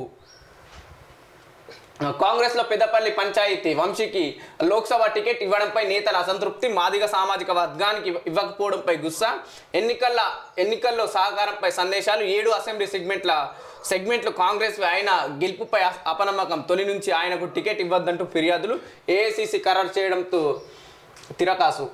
ఇప్పుడు దీన్ని బట్టి చూస్తే ఇప్పుడు పార్టీ ఏ అభ్యర్థిని పెట్టుకుంటే ఆ అభ్యర్థి ఇంట్లో అంటే ఒక అభ్యర్థిగా నిలబడుతున్నటువంటి పరిస్థితి ఉన్నది.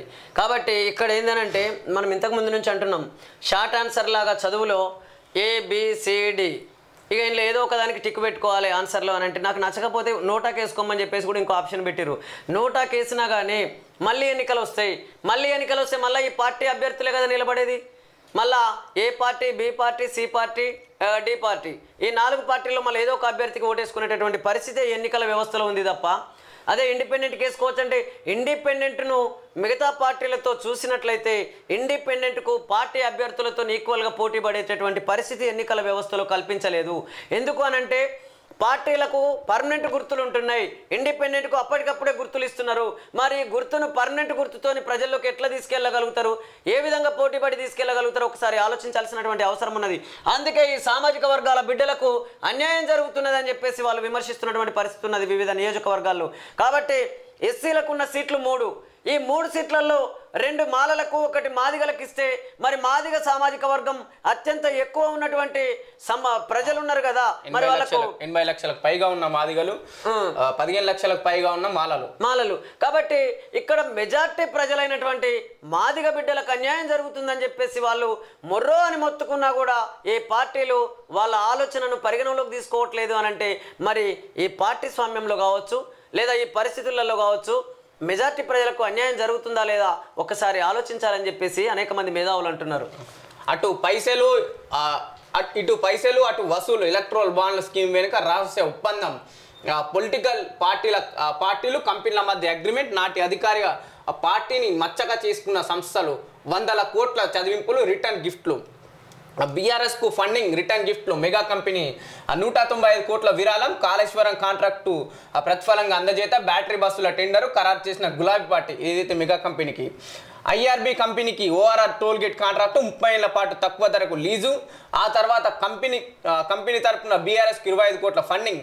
హెటరో అధినేత పార్థసారథి రెడ్డికి రాజ్యసభ సభ్యత్వం. కృతజ్ఞతగా 60 కోట్ల మేర గులాబీ పార్టీకి డొనేషన్. MSN అరోబొంద నాటిక్, హిండస్ ల్యాబ్, హనర్ ల్యాబ్, అజిలో ల్యాబ్ నుంచి ఫండింగ్. తెలంగాణ కాలుష్య నియంత్రణ మండలి స్క్రూటినీ క్లియరెన్స్ కోసం కైటెక్స్ కంపెనీ బాండ్ల రూపంలో బీఆర్ఎస్కు 25 కోట్ల సర్దుబాటు. కాకతీయ మెగా టెక్స్టైల్ పార్క్లో 187 ఎకరాలు చౌకగా కంపెనీకి అప్పగింత. అంటే ఇక్కడ కంపెనీ ఏదైనా కమిషన్లు మాత్రం ఏ పార్టీ అయితే ప్రభుత్వాన్ని ఫామ్ చేసిందో ఆ పార్టీకే కమిషన్ల రూపంలో, బాండ్ల రూపంలో లేదా చందాల రూపంలో రకరకాలుగా వీళ్ళు డొనేట్ చేస్తున్నటువంటి పరిస్థితి ఉన్నది. కాబట్టి ఇండైరెక్ట్గా కానీ డైరెక్ట్గా కానీ ఇలా కంపెనీలు చూస్తే ఎట్లున్నాయనంటే ఇక ఆ పార్టీకి బినామీ కంపెనీలలాగా పనిచేస్తున్నటువంటి పరిస్థితి ఉన్నది. ఎందుకనంటే ఈ పార్టీలో ఉన్నటువంటి నాయకుల పేర్ల మీద కంపెనీలు ఉంటే ప్రజలకు ఈజీగా అర్థమవుతుంది. కాబట్టి వీళ్ళు ఏం చేస్తున్నారంటే ఇండైరెక్ట్గా ఆ కంపెనీలకు వీళ్ళు మేలు చేస్తున్నారు, ప్రభుత్వ సొమ్మునంతా పక్కదారి పట్టిస్తున్నటువంటి పరిస్థితి ఉన్నది. కాబట్టి వాళ్ళు కూడా కృతజ్ఞతగా ఏం చేస్తున్నారు, ఎలక్ట్రల్ బాండ్ల రూపంలో వీళ్ళకు చందాలు ఇస్తున్నటువంటి పరిస్థితి ఉన్నది. ఈ పార్టీలకు వాళ్ళు ఆర్థికంగా బలాన్ని చేకూరుస్తున్నటువంటి పరిస్థితి ఉన్నది. కాబట్టి అంతిమంగా మళ్ళా ఈ పార్టీ అధికారంలోకి వచ్చేటట్టు ఆ కంపెనీలు ఆలోచిస్తున్నాయి. మళ్ళీ ఈ అధికారంలోకి వచ్చిన పార్టీ ఆ కంపెనీలకు మేలు చేస్తున్నటువంటి పరిస్థితి ఉన్నది రకరకాల పద్ధతులలో.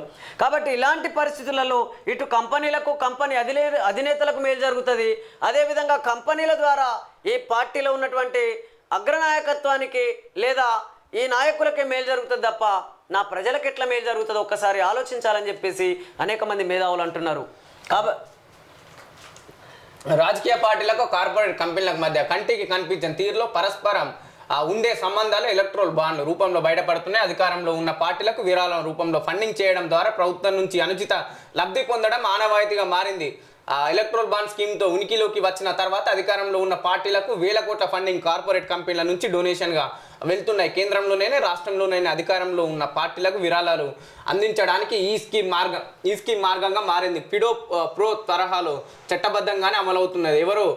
ఎవరు ఎంత ఇచ్చారన్నది ఇంతకాలం గోప్యంగానే ఉండిపోయింది. సుప్రీంకోర్టు తీర్పుతో ఇప్పటిదాకా జరిగిన వ్యవహారం బహిర్గతమైంది. పార్టీలకు పైసలు, ఆ కంపెనీలకు వసూలు అనే ఫార్ములా లీగల్గానే జరిగిపోయింది. అంతే కదా. ఇప్పుడు అటు పైసలు, ఇటు పనులు, అంటే ఇటు కంపెనీలకేమో పనులు కేటాయించాలి, కాంట్రాక్ట్. అదేవిధంగా కంపెనీలేమో అటు పైసలు ఇవ్వాలి, బాండ్ల రూపంలో కానీ లేదా చందాల రూపంలో కానీ. ఇదే జరుగుతున్నది. కాబట్టి వ్యవస్థలో ఇదే జరుగుతున్నది. ఇక ముందు కూడా ఇదే జరిగే అవకాశం ఉన్నదని చెప్పేసి అనేక మంది మేధావులు అంటున్నారు. మరి ఈ వ్యవస్థలో ఇంత కరప్షన్ పెట్టుకొని మళ్ళీ నా ప్రభుత్వ అధికారులు కరప్షన్కు పాల్పడుతుర్రు, లంచాలకు ఎగబడుతుర్రు, లేకపోతే ఇక్కడ ప్రజలకు అన్యాయం జరుగుతుంది, ప్రజలకు ప్రభుత్వ పథకాలన్నీ పూర్తి స్థాయిలో అందడం లేదు, లేదా ఏ ప్రాజెక్టు కట్టినా కానీ అది డొల్లతనంగా కడుతున్నారు, దాంట్లో అంత నాణ్యత లేకుండా ఉన్నది అని అంటే మరి ఇంకేముంటుందిగా. ఇసుంటి అక్రమాలకు, అవినీతికి దారితీస్తున్నటువంటి ఈ పరిస్థితులలో మార్పు రాకుండా ఇక ఇంకేం జరుగుతుందని చెప్పేసి కూడా అనేక మంది మేధావులు అంటున్నారు. కాబట్టి ఇప్పటికైనా ఈ ఎన్నికల వ్యవస్థలో మార్పులు రావాల్సిందే, ప్రజాస్వామ్యబద్ధంగా ప్రజలకు పరిపాలన అందాల్సిందే, ఆ దిశగా మనం అందరం అడుగులు వేయాల్సిందే. లేకపోతే రాబోయే రోజులలో అనేక మంది ప్రజలు నష్టపోయే ప్రమాదం ఉన్నది, అనేక మంది రైతాంగం నష్టపోయే ప్రమాదం ఉన్నది, కూలీలకు కూడు దొరికే పరిస్థితులు ఎదురయ్యే అవకాశం ఉన్నది. ఇటు ఆర్థికంగా, అటు సామాజికంగా, ఇటు రాజకీయంగా అసమానతతో కూడినటువంటి ఈ దేశ ప్రజలు ఇంకా దేశానికి స్వతంత్రం వచ్చి 77 సంవత్సరాలు కావస్తున్నాం. ఇప్పటికీ కూడా మన భారత రాజ్యాంగంలో ఉన్నటువంటి అతి ముఖ్యమైనటువంటి, అతి ప్రధానమైనటువంటి ఈ 3 డిమాండ్లు ఇంతవరకు నెరవేరకపోవడానికి కారణం ఏంటంటే ఇగో ఈ ఎన్నికల వ్యవస్థలో ఉన్నటువంటి లోపాలే కారణమవుతున్నాయని చెప్పేసి అనేక మంది మేధావులు మాట్లాడుతున్నారు. ఇండ్ల నిర్మాణానికి ఇసుక ఫ్రీ, స్థానిక అవసరాలకు సైతం వాగుల్లోంచి తీసుకోవచ్చు. అన్ని జిల్లాల కలెక్టర్లకు సర్కారు ఆదేశం. మైనింగ్ డిపార్ట్మెంట్ సెక్రటరీ ఉత్తర్వులు. రేవంత్ ని స్థాయి తగ్గించుకోకు, బీఆర్ఎస్ నేతల ఇండ్లకు నువ్వెందుకు పోతున్నావు, వారిని చేర్చుకోవడం ఎంతవరకు కరెక్ట్, పార్టీ కార్యకర్తలకు అన్యాయం చేయకు, సీఎంపై సీనియర్ నేత విహెచ్ ఫైర్ అనేటటువంటి వార్తను మనం చూడవచ్చు. విహెచ్ హనుమంతరావు ఫైర్ అయినటువంటి వార్త. మాదిగ లీడర్లకు బుజ్జగింపులు, టికెట్ అసంతృప్తి విషయంలో ఏఐసిసి దూతగా రోహిత్ చౌదరి ఎంట్రీ చర్చలు. తెలంగాణలో రెడ్ల పాలన, మందకృష్ణ మాదిగ. అస్సాం పార్టీకి తుక్కుగూడ సెంటిమెంట్. అసెంబ్లీ ఎన్నికలు 6 గ్యారెంటీలు ఇస్తామని ఇక్కడి నుంచే ప్రకటన. అనంతరం ఎలక్షన్లో విజయం. ప్రస్తుతం ఇక్కడే తెలుగులో ఏఐసిసి మేనిఫెస్టో రిలీజ్కు ప్లాన్. వచ్చే నెల ఫస్ట్ వీక్లో భారీ బహిరంగ సభ. రాహుల్, ప్రియాంకతో పాటు అగ్రనేతల రాక. ఇక్కడ మనం ఒకటి మందకృష్ణ మాదిగా మాట్లాడినటువంటి ఈ వార్తను మనం గమనించవచ్చు. తెలంగాణలో రెడ్ల పాలన, నిజంగా అనేక మంది పేద రెడ్లు ఉన్నారు, అనేక మంది ఆర్థికంగా చితికిపోయినటువంటి పేద ప్రజలు రెడ్ల సామాజిక వర్గంలో ఉన్నారు. కానీ ఇక్కడ పరిపాలన విభాగంలోకి వచ్చినటువంటి అత్యంత ధనవంతులైనటువంటి వాళ్ళు ఇవాళ మెజార్టీగా ఎవరున్నారయ్యా అని అంటే ఇప్పుడు రేవంత్ రెడ్డి నుంచి మొదలుపెట్టి ఒకసారి ఎంతమంది రెడ్లు ఉన్నారో ఒకసారి చూడు. అసెంబ్లీలో Revanth Reddy, Komatireddy, Venkat Reddy, Rajagopal Reddy, Uttam Kumar Reddy, Padmavathi Reddy, Kanduru Jaiveer Reddy, Bathula Laxma Reddy, Kumbham Anil Reddy, P Sudarshan Reddy, Rekulapalli Bhupath Reddy, Patola Sanjeev Reddy, Malla Reddy, Ranga Reddy, Tammigari Rammohan Reddy, Manohar Reddy, Parnikar Reddy, NM Srinivas Reddy, Anirudh Reddy, Madhusudhan Reddy, Krishnamohan Reddy, doctor Rajesh Reddy, Narayana Reddy, Donthi Dava Reddy, Revuri Prakash Reddy, Nayani Rajender Reddy, Ponguleti Srinivas Reddy. CM చుట్టూ రెడ్లు. CM సలహాదారుడు Vem Narender Reddy, CM OSD Ajith Reddy, CM CPRO Ayodhya Reddy, CM personal PA Jaipal Reddy, CM CSO Chakravarthi Reddy. పాలనలో రెడ్లు. TSPSC chairman Mahender Reddy, intelligence chief Sridhar Reddy, drugs control విభాగం DG Kamal Haasan Reddy, fire service DG Nagi Reddy, vigilance enforcement DG Prakash Reddy, Hyderabad CP Srinivas Reddy. మన HMDA joint commissioner Amalapali Reddy, advocate general Sudarshan Reddy, advocate additional general Rajinikanth Reddy nominated పదవుల్లో రెడ్లు.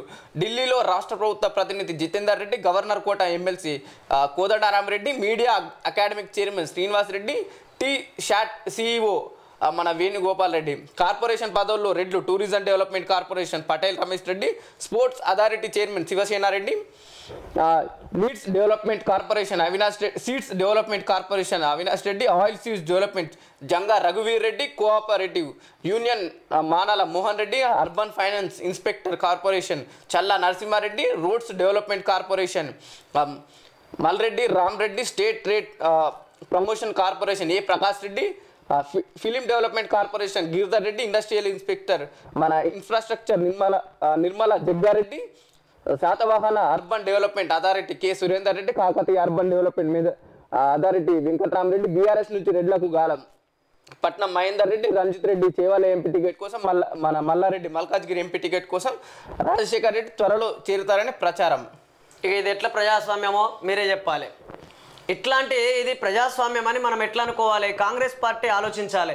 ఇవాళ Congress party అంటది మేము economical equality తీసుకొస్తాం లేదా సోషల్ ఈక్వాలిటీ తీసుకొస్తాం అని అంటే ముందు రాజకీయ ఈక్వాలిటీ కల్పించండి. మీ పార్టీలో మీ పార్టీ పదవులలో సామాజిక న్యాయాన్ని పాటించండి.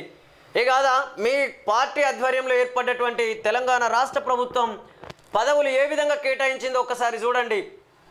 ఇదా మీరు పరిపాలిస్తున్నటువంటి ప్రజాస్వామ్యబద్ధమైన పరిపాలన? అడుగుతున్నారు ప్రజలు, ఈ తెలంగాణ ఉద్యమకారులు అడుగుతున్నారు.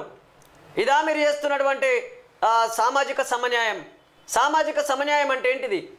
ఇప్పుడే మనం అనుకున్నాం, ఓసీలు, బీసీలు, ఎస్సీలు, ఎస్టీలు, మైనార్టీలు, మహిళలు ఉన్నటువంటి ఈ రాష్ట్రంలో ఇవాళ మహిళలకు ఎన్ని టికెట్లు ఇచ్చారు, అదేవిధంగా ఓసీలకు ఎన్ని ఇచ్చారు, ఈ పార్టీలన్నీ చెప్పాలి. OC, BC, SC, ST, minority మీరు ఎన్ని రకాలుగా అంటే వాళ్ళ జనాభా దామాషా ప్రకారం నిజంగా మీ పార్టీలు టికెట్లు ఇస్తున్నాయా?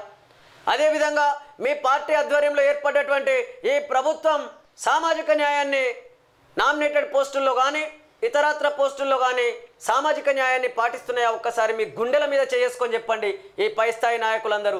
ఒకవైపు వీళ్ళు కులగణన చేస్తూ అంటూనే రెడ్ల పాలన కొనసాగిస్తారు. ఇంకేం చేస్తారు? ఇంకా కులగణన చేసింది సరిపోయింది కదా, మీరు ఇచ్చిన పదవులు కనబడుతున్నాయి కదా, మీరు చేస్తున్న పాలన ప్రజలకు అర్థమవుతుంది కదా. అందుకే ప్రజలారా మేము గతం నుంచి ఒకటే చెప్తున్నాం, ఈ దేశంలో మన స్వతంత్రం వచ్చినప్పటి నుంచి ఇప్పటి వరకు మనం గమనించినట్లయితే దేశం కోసం పోరాటం చేస్తే దేశ ప్రజలందరూ పాల్గొన్నారు, దేశానికి స్వతంత్రం వచ్చింది. కానీ సామాజిక అసమానతలు దొలగలేదు ఇవాళ. అదేవిధంగా తెలంగాణ రాష్ట్రం వస్తే తెలంగాణలో కూడా మా బతుకులు మారుతాయని చెప్పేసి తెలంగాణ ప్రజలందరూ పోరాటం చేసి తెలంగాణ రాష్ట్రాన్ని సాధించుకున్నారు. అదేవిధంగా ఈ దేశంలో మిగతా రాష్ట్రాలు కూడా ఏర్పడ్డాయి. కానీ ఆ ప్రజలు ఆశించింది ఏంది? ఈ తెలంగాణ రాష్ట్రం వస్తే మా తెలంగాణలో ప్రజలందరికీ జనాభా దామాషా ప్రకారం అటు నీళ్లు, నిధులు, నియామకాలన్నీ అందుతాయి అనే ఆలోచనతోని అన్ని సామాజిక వర్గాల ప్రజలు పోరాటం చేసిర్రు, అన్ని సామాజిక వర్గాల బిడ్డలు ప్రాణత్యాగాలు చేసిర్రు. మరి ఇక్కడ జరుగుతున్నది ఏంది? తెలంగాణ రాష్ట్రంలో అటు రావుల పాలన ఇటు రెడ్ల పాలన అన్నట్లు ఉన్నదా లేదా అని చెప్పేసి అనేక మంది తెలంగాణ ఉద్యమకారులు అడుగుతున్నారు. వాళ్ళకి సమాధానం చెప్పండి మీ పార్టీలు. కాబట్టి పార్టీ ఏదైనా సరే అది ప్రజాస్వామ్యబద్ధంగా ఎన్నికలు నిర్వహించుకొని పరిపాలించాల్సినటువంటి ఈ రాష్ట్రంలో కానీ దేశంలో కానీ ధనంతో కూడిన ఎన్నికలు నడుస్తున్నాయి, వారసత్వ రాజకీయాలు నడుస్తున్నాయి, కుటుంబ పాలన నడుస్తున్నది.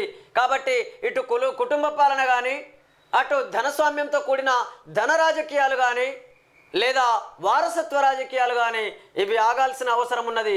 లేకపోతే ప్రజాస్వామ్యబద్ధంగా ప్రజలకు పరిపాలన అందే అవకాశమే లేదని చెప్పేసి అనేక మంది మేధావులు అంటున్నారు. కాబట్టి ఖచ్చితంగా రాబోయే రోజుల్లో సామాజిక న్యాయం జరగడం కోసం, సామాజిక న్యాయం కోసం మనమందరం కూడా ఉద్యమించాల్సిన అవసరం ఉన్నది. మనమందరం ఆ దిశగా అడుగులు వేసి ఎన్నికల వ్యవస్థలో ప్రజాస్వామ్యబద్ధంగా రాజ్యాంగానికి లోబడి మన పోరాటాలు కొనసాగించాలి. అదేవిధంగా ఓటర్లలో చైతన్యం తీసుకొచ్చి సకల జన సామాజిక న్యాయమే లక్ష్యంగా మనం అడుగులు వేయకపోతే అనేక మంది ఎస్సీలు, ఎస్టీలు, బీసీలు, ఓసీల్లో ఉన్న పేద ప్రజలు, అనేక మంది పేద మహిళలు నష్టపోయే అవకాశం ఉన్నది ఈ వ్యవస్థలో అని చెప్పేసి అనేక మంది మేధావులు మాట్లాడుతున్నారు. ఆ లోక్సభ పోటీకి కేసీఆర్ ఫ్యామిలీ దూరం 20 ఏళ్లలో ఫస్ట్ టైం పోటీ చేసేందుకు విముఖత. గులాబీ పార్టీ స్థాపించినప్పటి నుంచి లోక్సభ ఎన్నికల్లో ప్రతిసారి కేసీఆర్ ఫ్యామిలీ తరఫున ఎవరో ఒకరు పోటీ చేస్తూ వస్తున్నారు. కానీ ఆ సాంప్రదాయానికి మొదటిసారి బ్రేక్ పడింది. ప్రస్తుత లోక్సభ ఎన్నికల్లో కేసీఆర్ ఫ్యామిలీ నుంచి ఎవరూ పోటీ చేయడం లేదు. మరోవైపు ఇంతకాలం రాజ్యసభ సభ్యుడిగా ఉన్న కేసీఆర్ సమీప బంధువు జోగినపల్లి సంతోష్ పదవి కాలం సైతం వచ్చే నెల 2న ముగిసిపోతున్నది. దీంతో పార్లమెంట్ ఉభయ సభల్లో కేసీఆర్ ఫ్యామిలీ బంధువుల్లో ఒక్కరు కూడా ఉండకపోవడం ఇదే ఫస్ట్ టైం కానున్న అసెంబ్లీ ఎన్నికల్లో పార్టీ ఓడిపోవడంతో లీడర్లు క్యాడర్లలో నిరాశ నెలకొంది. దీంతో సిట్టింగ్ ఎంపీలు సైతం పోటీకి సిద్ధపడడం లేదు. ఇలాంటి సమయంలో నేతలకు ధైర్యం కల్పించేందుకు అధినేత కుటుంబం నుంచి ఎవరో ఒకరు పోటీ చేస్తే బాగుంటుందనే అభిప్రాయాలు పార్టీ లీడర్ల నుంచి వ్యక్తం అవుతున్నాయి. ఆ బీఆర్ఎస్ సికింద్రాబాద్ ఎంపీ అభ్యర్థిగా పద్మారావు గౌడ్, భువనగిరి క్యామ మల్లేష్, నల్గొండకు కృష్ణారెడ్డి ప్రకటించిన పార్టీ అధినేత కేసీఆర్. ఎందుకంటే కేసీఆర్కి తెలిసి ఇక్కడ, ఎందుకంటే అసెంబ్లీ ఎలక్షన్లో ఓడిపోయినాం కాబట్టి ఎంపీ ఎలక్షన్లు గెలిచే అవకాశాలు తక్కువ. ఎందుకంటే జాతీయ పార్టీలు ఇక్కడ పోటీ పడితే ప్రాంతీయ పార్టీ నుంచి గెలిచే అవకాశాలు తక్కువ కాబట్టి ముందే తప్పుకున్నాడు. అందుకే ఇప్పుడు ఇంట్లో ఎవరు బలవుతారు? కింది స్థాయి నాయకులు బలవుతారు, లేదా బీసీ బిడ్డలు బలవుతారు, లేదా మిగతా సామాజిక వర్గాల బిడ్డల్ని ఇలా బలి చేస్తారు. అంటే చూసిర్రా, మేము బీసీలకు టికెట్ ఇస్తే వాళ్ళు గెలిచే పరిస్థితి లేదు కాబట్టి మేము మిగతా పార్టీలతో పోటీ పడాలి అని అంటే అక్కడ మళ్ళీ వాళ్ళతో ధీటుగా ఎదుర్కోగలిగే నాయకులను గెలుపు గుర్రాలనే వెతుక్కునే పరిస్థితి ఉంది. కాబట్టి ఒక రెడ్డి సామాజిక వర్గ నాయకుడికి ఒక పార్టీ టికెట్ ఇస్తే ఆ పార్టీకి ఆపోజిట్గా మల్లో రెడ్డి నాయకుడికి మనం టికెట్ ఇచ్చే పరిస్థితి ఉన్నది అని చెప్పేసి వీళ్ళు చెప్పగానే చెప్తున్నారు. అంటే ఓడిపోయే పరిస్థితులలోనేమో బీసీలకు కింది స్థాయి సామాజిక వర్గాలకు టికెట్లు ఇస్తున్నారు. గెలిచే స్థానాలలో కానీ గెలిచే పరిస్థితులలో కానీ వాళ్ళ కుటుంబ సభ్యులు లేదా మిగతా ఓసీ సామాజిక వర్గాల బిడ్డలకు వీళ్ళు టికెట్లు కేటాయిస్తున్నటువంటి పరిస్థితి ఈ పార్టీలలో ఉన్నదా లేదా ఒక్కసారి ఆలోచించాలని చెప్పేసి అనేక మంది తెలంగాణ ఉద్యమకారులు అడుగుతున్నారు. నిజామాబాద్ పార్లమెంట్ సెగ్మెంట్లో కూడా చూడొచ్చు.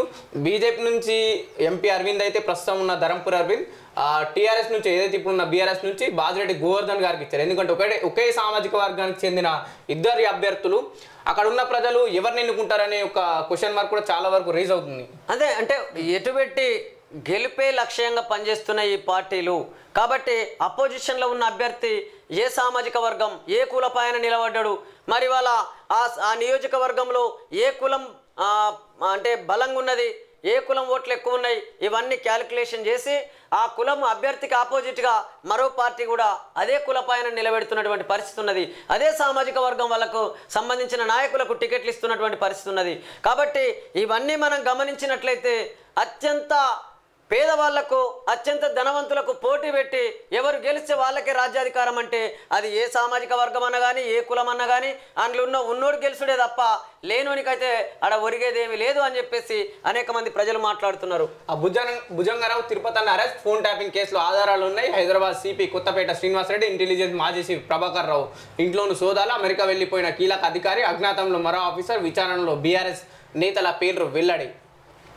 నా అరెస్ట్ చట్టవిరుద్ధం, ఎన్నికల టైంలో పొలిటికల్ మైలేజ్ కోసమే ఇదంతా, ఈసీ జోక్యం చేసుకోవాలి. ఎమ్మెల్సీ కల్వకుంట్ల కవిత లిక్కర్ స్కామ్లో ఆమె మేనల్లుడు శ్రవణ్ ప్రమేయం ఉంది. ఈడీ ఆరోపణ, హైదరాబాద్ నివాసంలో సోదాలు. ఆమె ఆడపడుచు అఖిల ఇంట్లోనూ సమీరా మహేందర్తో కలిపి కవితను ప్రశ్నిస్తాం.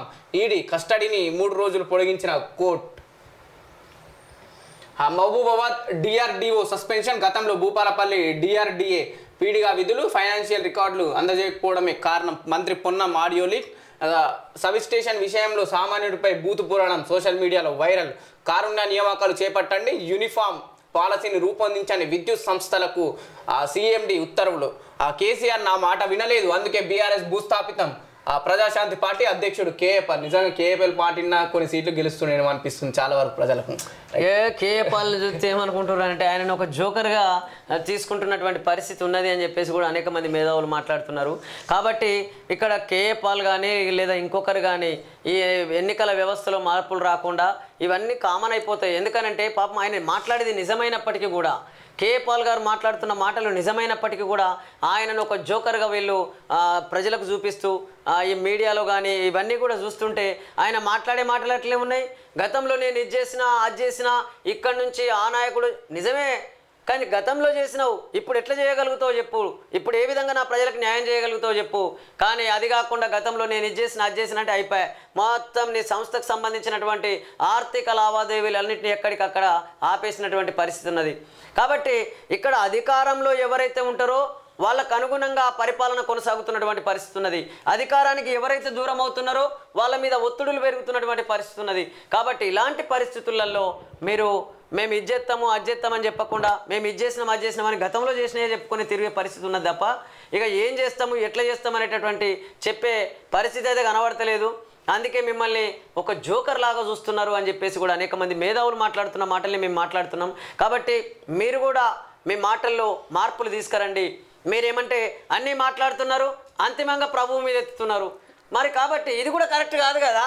ఇప్పుడు ఆ ప్రభువే చూసుకుంటాడు అని అంటే ఈ ప్రభువు చూసుకునే కాడికైతే మరి ప్రజాస్వామ్యం ఎందుకు, ఈ ఓట్లు ఎందుకు, ఈ రాజకీయం ఎందుకు, ఈ పార్టీలు ఎందుకు, ఈ ప్రజల ఎన్నికల వ్యవస్థ ఇదంతా ఎందుకు నిర్మాణం చేసుకున్నట్లు అని చెప్పేసి కూడా మాట్లాడుతున్నారు. కాబట్టి వాళ్ళకు కూడా మీరు సమాధానం చెప్పాలి సార్. నమస్తే తెలంగాణలో ప్రధాన వార్తలు యుద్ధం. టెట్లో నార్మలైజేషన్ ఉందా లేదా? CBT విధానంలో పరీక్ష ఈజీగా వస్తే లాభం, కఠినంగా వచ్చిన వారికి నష్టం. నార్మలైజేషన్ పై స్పష్టత ఇవ్వని విద్యాశాఖ. ఇక్కడ విద్యాశాఖనే లేదు, ఇంకా వీళ్ళు ఇంకా విద్యాశాఖ మంత్రి లేడు, ఇంకా విద్యాశాఖ పైన వీళ్ళు ఇంకా ఏ నిర్ణయాలు తీసుకుంటారు కూడా చూడాలి. మొన్న కలకల నేడు వెలవెల 2019-2023 వరకు వాటర్ హబ్ కాళేశ్వరం జలాలతో నిండుగా ప్రాజెక్టు. కాంగ్రెస్ పాలనలో పరిస్థితి రివర్స్. అంటే ఈ నీటి నిర్వహణ ఒక కళ. పారకం తెలిసిన వాడే రైతు, ప్రవాహం తెలిసిన వాడే పాలకుడు. నేటి కరువుకు నిన్నటి ప్రభుత్వమే కారణమంటూ తప్పించుకో చూస్తున్నారు. రేవంత్ రెడ్డి సర్కారు అసలు వాస్తవాలను మసిబూసి మారడిగాయ చేస్తున్నది. నాడు కేసీఆర్ ప్రభుత్వం తీసుకున్న ముందు జాగ్రత్తల వల్ల కాళేశ్వరం నుంచి ముందే సమృద్ధిగా ఎత్తిపోయడం వల్ల నేరుడు మార్చిలో మిడ్మానేరు ఇలా నీళ్లతో కలకల్లాడింది, నిండుకుండలాగా తొనికిసలాడింది. విద్యుత్ భారం కంటే రైతన్నల ప్రయోజనమే ముఖ్యమనుకున్న కేసీఆర్ పాలన ఫలితం ఇది. మరి ఇప్పుడు నీరుటి కన్నా సాగు విస్తీర్ణం తగ్గింది, ఫలితంగా కరెంటు వాడకం కూడా పడిపోయింది. అయినా ఎత్తిపోతలకు కరెంటు వాడకం వ్యర్థం అనుకున్నారో లేక కాళేశ్వరాన్ని వాడితే కేసీఆర్ ప్రభుత్వానికి పేరొస్తుంది అనుకున్నారో తెలియదు. కానీ ప్రస్తుత ప్రభుత్వం సాగునీటి యాజమాన్య నిర్వహణను గాలికి వదిలేసింది అనేటటువంటి ఈ వార్తను చూస్తే రెండు రకాలుగా చూడదు. ఎందుకంటే ఒక కారణం మన ఏదైతే ఇప్పుడున్న కాళేశ్వరంలో నీళ్ళు ఎత్తిపోయడం ఆపేయడం ఒక కారణం అయితే నీళ్లు కరువు రావడం ఇంకో కారణం. అంతే. అంటే రెండు, ఒకటి ఉన్న నీటిని సక్రమంగా వినియోగించుకునే విషయంలో కూడా ప్రభుత్వ వైఫల్యం ఉన్నది అని చెప్పేసి కొంతమంది మాట్లాడుతున్నారు. అదేవిధంగా ఉన్న నీటిని ఎత్తిపోసే విషయంలో తర్వాత సంగతి, ముందు తాగునీళ్ళకేడ తిప్పలత్తదో రాబోయే రోజుల్లో అని చెప్పేసి వాళ్ళు ఆలోచిస్తున్నారు అనేది మరొక వాదన ఉన్నది. పక్క రాష్ట్రంలో కర్ణాటక చూడొచ్చు, అయితే ప్రభుత్వం అక్కడ కూడా కాంగ్రెస్ వస్తే కరువు వస్తుందని కర్ణాటక నిరూపించింది.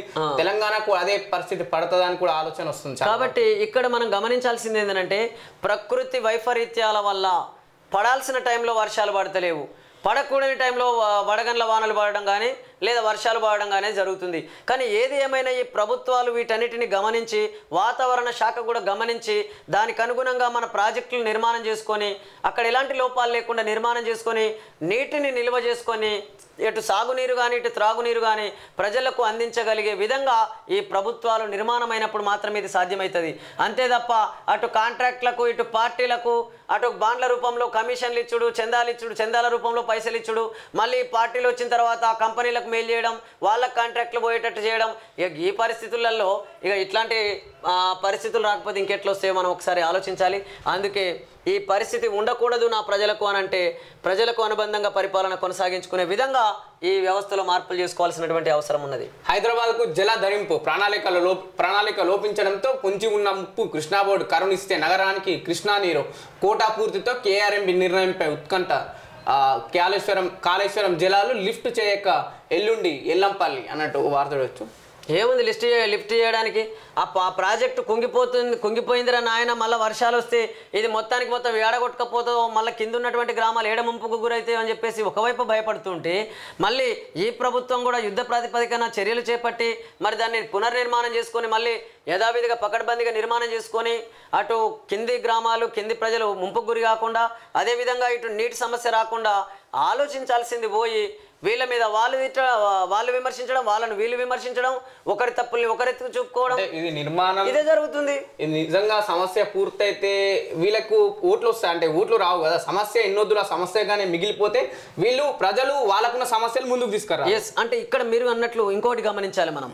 కాళేశ్వరం ప్రాజెక్టు కడితే అది పకడ్బందీగా నిర్మాణం అయితే కేసీఆర్కు పేరు వస్తుంది కాబట్టి దాన్ని నిరుపయోగంగా ఉంచాలని చెప్పేసి ఒకవేళ కాంగ్రెస్ కుట్ర పనినా కానీ మనం ఇక్కడ ఒకటి గమనించాలి. నేను అందుకే ముందు నుంచి ఒకటే మాట్లాడుతుంటా, ఏ ప్రాజెక్టు కట్టినా ఆ పార్టీ నాయకులకు పేరు రావద్దు, ఏ ప్రాజెక్టు నిర్మాణం చేసినా ఆ పార్టీ అధినేతల పేర్లు పెట్టొద్దు అని చెప్పేసి మేము ముందు నుంచి అంటున్నాం. ఎందుకనంటే ఆ పార్టీ ఫండింగ్తోని ఆ ప్రాజెక్టులు నిర్మాణం చేస్తలేరు కదా, ప్రజలు కట్టే పన్నులతోని నిర్మాణం అవుతున్నాయి ఆ ప్రాజెక్టులు. కాబట్టి ప్రజల కోసం ఈ దేశం కోసం త్యాగం చేసినటువంటి బార్డర్లో పోరాటం చేసి అమరులవుతున్నటువంటి ఆ త్యాగదనుల పేర్లు పెట్టండి. లేదంటే ఈ దేశం కోసం నిస్వార్థంగా ఏ పార్టీకి సంబంధం లేకుండా ప్రజల కోసం సేవలు అందిస్తున్నటువంటి అనేక మంది ఇక్కడ మేధావులు ఉన్నారు, అనేక మంది నాయకులు ఉన్నారు, వాళ్ళ పేర్లు పెట్టండి. లేదనుకుంటే ఈ తెలంగాణ రాష్ట్ర ప్రభుత్వ పథకాల ద్వారా నిర్మాణం అయితే తెలంగాణ రాష్ట్ర ప్రభుత్వం నిర్మాణం చేయబడ్డ ప్రాజెక్టును పెట్టండి. లేదా కేంద్ర ప్రభుత్వ నిధులతో నిర్మాణం చేయబడ్డట్టయితే అది కేంద్ర ప్రభుత్వ నిధులతో నిర్మాణం చేయబడ్డది అని చెప్పేసి ఆ పేర్లు పెట్టండి. అంతేగాని మీ పార్టీల పేర్లు పెట్టుకుంటే, మీ నాయకుల పేర్లు పెట్టుకుంటే, లేదా ఈ కేసీఆర్ కిట్ అంటాడు ఒక ఆయన, ఏ కేసీఆర్ ఇంట్లోకి వెళ్ళి ఇచ్చిండు ఆ కిట్టుకు, లేకపోతే అది రాజీవ్ గాంధీ ఇంటర్నేషనల్ ఎయిర్పోర్ట్ అని చెప్తారు, వాళ్ళ ఇంట్లోకి వెళ్ళి ఇచ్చిరా, ఇది ఆ పార్టీ ఫండ్స్తో ఇట్లా నిర్మాణం చేసిరా, ఎట్లా వచ్చింది అది అని చెప్పేసి నేను అడుగుతలే, అనేక మంది మేధావులు అడుగుతున్నారు, వాళ్ళకి సమాధానం చెప్పాలి ఈ పార్టీ నాయకులు.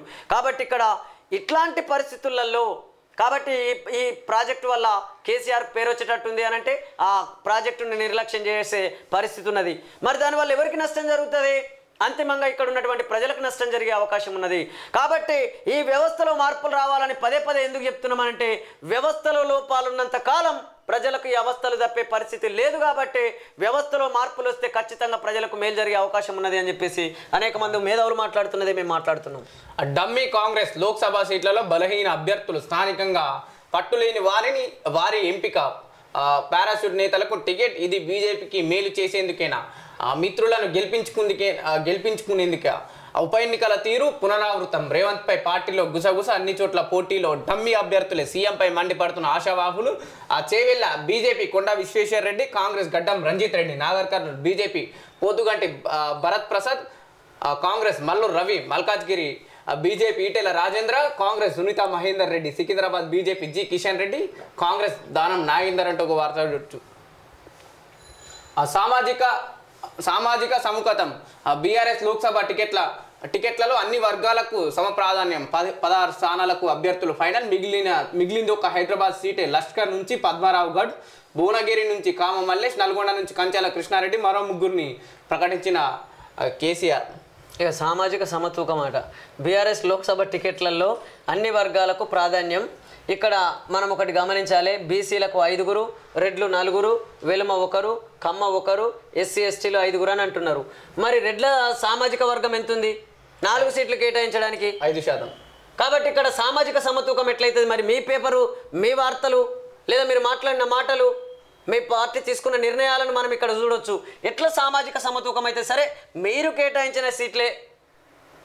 కాబట్టి ఇక్కడ సామాజిక సమతూకం అనేది ఈ టికెట్లలో లేదు. అదేవిధంగా మీ పార్టీలో అధినేతలంతా మీరే కదా, ఇంకా సామాజిక న్యాయం ఎట్లయితుంది? అది ముందు అధ్యక్ష పదవి తీసి వేరే సామాజిక వర్గానికి ఇవ్వండి, అప్పుడు మాట్లాడండి మీరు సామాజిక సమతూకం గురించి. 6 కాంగ్రెస్ రెబల్స్ బీజేపీలోకి, 3 స్వతంత్ర ఎమ్మెల్యేలు కూడా కమలం పార్టీలోకి, 9 మంది మాజీలు. హిమాచల్లో ముదిరిన సంక్షోభం. ఆ బీజేపీతో టచ్లో డీకే శివకుమార్ 40 మంది ఎమ్మెల్యేలతో రెడీగా ఉన్నారు. ఆ బీజేపీ ఎమ్మెల్యే మునిరత్నం ఒక్క కాంగ్రెస్ ఎమ్మెల్యేకు 50 కోట్ల ఆఫర్ సీఎం సిద్ధరామయ్య. చూడాలి మరి రాబోయే రోజులలో ఈ నాయకులు ఏ పార్టీలో దుంకుతారో ఎటు పోతారో అర్థం కాని పరిస్థితుంది.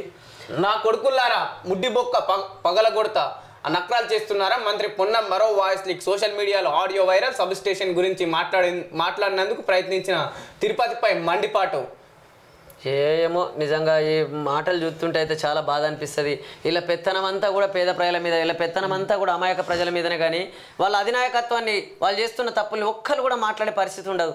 అటు అసెంబ్లీ సాక్షిగా కానీ, లేకపోతే ఇటు పార్లమెంట్ సాక్షిగా కానీ, లేదంటే వాళ్ళ పార్టీ మీటింగ్లలో కానీ ఒక్క అధినాయకుడు తీసుకునే నిర్ణయం ఇది కరెక్ట్ కాదు, ఇది తప్పు అని చెప్పేసి ఈ రకంగా ముడిబొక్కిర కొడతా, అది చేస్తా ఇది చేస్తా అని మీరు మాట్లాడతారా? మాట్లాడే పరిస్థితి ఉంటుందా? అంటే మీరు మీ పెత్తనం అంతా ఎవరి మీద చూపిస్తున్నారు? కాబట్టి ఇందులో కూడా అనేక మంది మిగతా నాయకులు మాట్లాడుతున్నటువంటి మాటలు కూడా ఈ వార్తలలో రావు. ఎవరైతే కింది స్థాయి నాయకులు అప్పుడే బడుగు బలహీన వర్గాల నుంచి వచ్చినటువంటి నాయకులు మాట్లాడే మాటల్ని వీళ్ళు ప్రధాన పేపర్లలో వార్తలుగా చూపిస్తారు. అంతకంటే ఘోరంగా మాట్లాడినటువంటి మిగతా నాయకులు ఉంటారు, వాళ్ళ మాటలు మాత్రం ఈ పత్రికల్లో ఫ్రంట్ పేజీలో వచ్చే పరిస్థితి లేదు. కాబట్టి ఇక్కడ కూడా అటు నాయకుల విషయంలో కానీ, ఇటు నాయకులు మాట్లాడుతున్న విషయంలో కానీ, ఇటు పేపర్లు చూపిస్తున్నటువంటి ఈ ఫ్రంట్ పేజీలో వేస్తున్నటువంటి వార్తల విషయంలో కానీ చాలా వ్యత్యాసాలు ఉన్నాయి. నెగిటివ్ అయితేనే ఫ్రంట్ పేజీలో వస్తుంది, అదే నాయకుడు ఒకవేళ పాజిటివ్ చేస్తే అది రాదు. డిస్ట్రిక్ట్ పేపర్లో ఉంటుంది, ఎన్నో ఒక మూలకు ఉంటుంది వార్త. అందుకనే ఇటు ప్రింట్ మీడియా కానీ, ఎలక్ట్రానిక్ మీడియా కానీ పాజిటివ్ వార్తల్ని ఫ్రంట్ పేజీల్లో వేయండి, నెగిటివ్ వార్తల్ని కూడా వేయండి, వద్దంటలేము. కానీ మీరు ఎప్పుడు కూడా నెగిటివ్ చూపించడం వల్ల ఏమవుతుందనంటే ప్రజలకు ఒక రకమైనటువంటి భయాందోళనకు గురయ్యే పరిస్థితి ఉన్నది. అరే మరి ఎట్లా మనం పాజిటివ్ ఎట్లా థింక్ చేయాలి, ఏం చేస్తే మరి ఈ పరిస్థితులు మారే అవకాశం ఉన్నది. కాబట్టి కొద్దిగా ఆలోచించి మీరు మనం కూడా ఇంతకుముందు చూసినాం, ఏది అంటే వార్త అనంటే మామూలుగా సింహం అనేది ఆవును వేటాడితే అది వార్త కాదు, ఆవు పోయి సింహం మీద దాడి చేస్తే అది వార్త అవుతుందని చెప్పేసి అంటారు. అంటే ఆ పరిస్థితులు ఉంటాయా? కాబట్టి అట్లాంటి వార్తలు అని అనుకున్నప్పుడు ఇంకా వార్తాపత్రికలు ఎందుకు? అట్లాంటి హెడ్లైన్స్నే మనం పెట్టుకొని వార్తల్లో రాసుకుందామని అనుకున్నప్పుడు మరి మిగతా వార్తలన్నీ ప్రజలకు ఎట్లా తెలుస్తాయి? నేనన్న మాట కాదు, చాలామంది అంటున్నారు.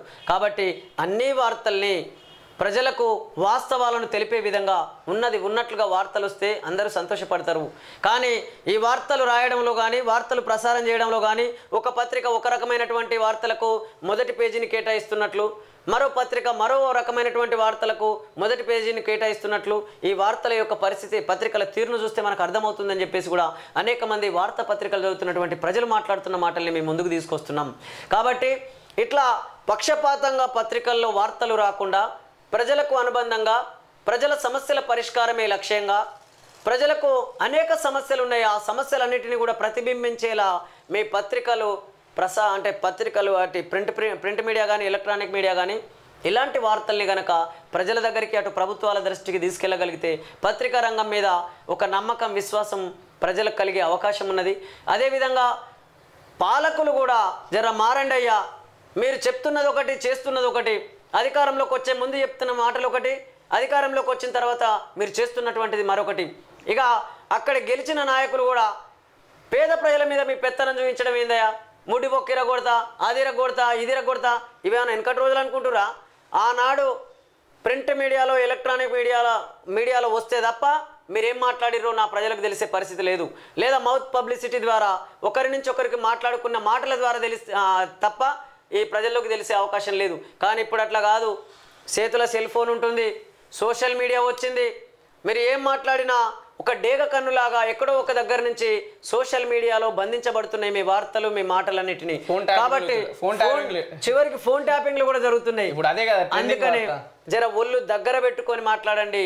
మాట్లాడే ముందు నేను నాయకుణ్ణి, నేను పాలకుణ్ణి, నా పదవులు ఇవి ఉన్నాయి, అవి ఉన్నాయి, నన్ను ఎవడేం చేస్తాడని చెప్పేసి విర్రవేగి ఇట్లా మాట్లాడితే తెల్లారేసరికి మీ పదవి ఊడిపోయే పరిస్థితి ఉన్నది. అదేవిధంగా ప్రజలందరికీ కూడా మీరు ఆదర్శవంతమైనటువంటి పదవుల్లో ఉన్నటువంటి నాయకులు. కాబట్టి మీ భాష మార్చుకోండి, మిమ్మల్ని ఆదర్శంగా తీసుకుంటారు ప్రజలు. అనేక మంది యువతి యువకులు మిమ్మల్ని ఆదర్శంగా తీసుకొని ఉన్నతులుగా తయారయ్యేటటువంటి అవకాశం ఉన్నది ఈ వ్యవస్థలు. కాబట్టి మీరు మాట్లాడే భాష కానీ, మీరు మాట్లాడే మాటల మీద కానీ వారికి ఒక రకమైనటువంటి అభిప్రాయం ఏర్పడుతుంది. కాబట్టి మిమ్మల్ని ఆదర్శంగా తీసుకునే విధంగా ముందు మీరు పార్లమెంటరీ పదాలను వాడండి. అన్పార్లమెంటరీ పదాలను వాడకుండా మీరు మాట్లాడండి. అప్పుడు మిమ్మల్ని ఆదర్శంగా తీసుకొని వాళ్ళు కూడా అభివృద్ధి చెందే అవకాశం ఉంటుంది. కాబట్టి రాబోయే తరాలకు మీరు దిశానిర్దేశాన్ని చూపించే విధంగా మీ యొక్క ప్రవర్తన ఉండాలి, మీ యొక్క పద్ధతి ఉండాలి, మీ యొక్క పరిపాలన ఉండాలని చెప్పేసి మేము విజ్ఞప్తి చేస్తున్నాం. ఇవి ఈ రోజు ఉన్నటువంటి మార్నింగ్ న్యూస్ అప్డేట్. చూస్తూనే ఉండండి ఎస్ టుడే న్యూస్ తెలుగు.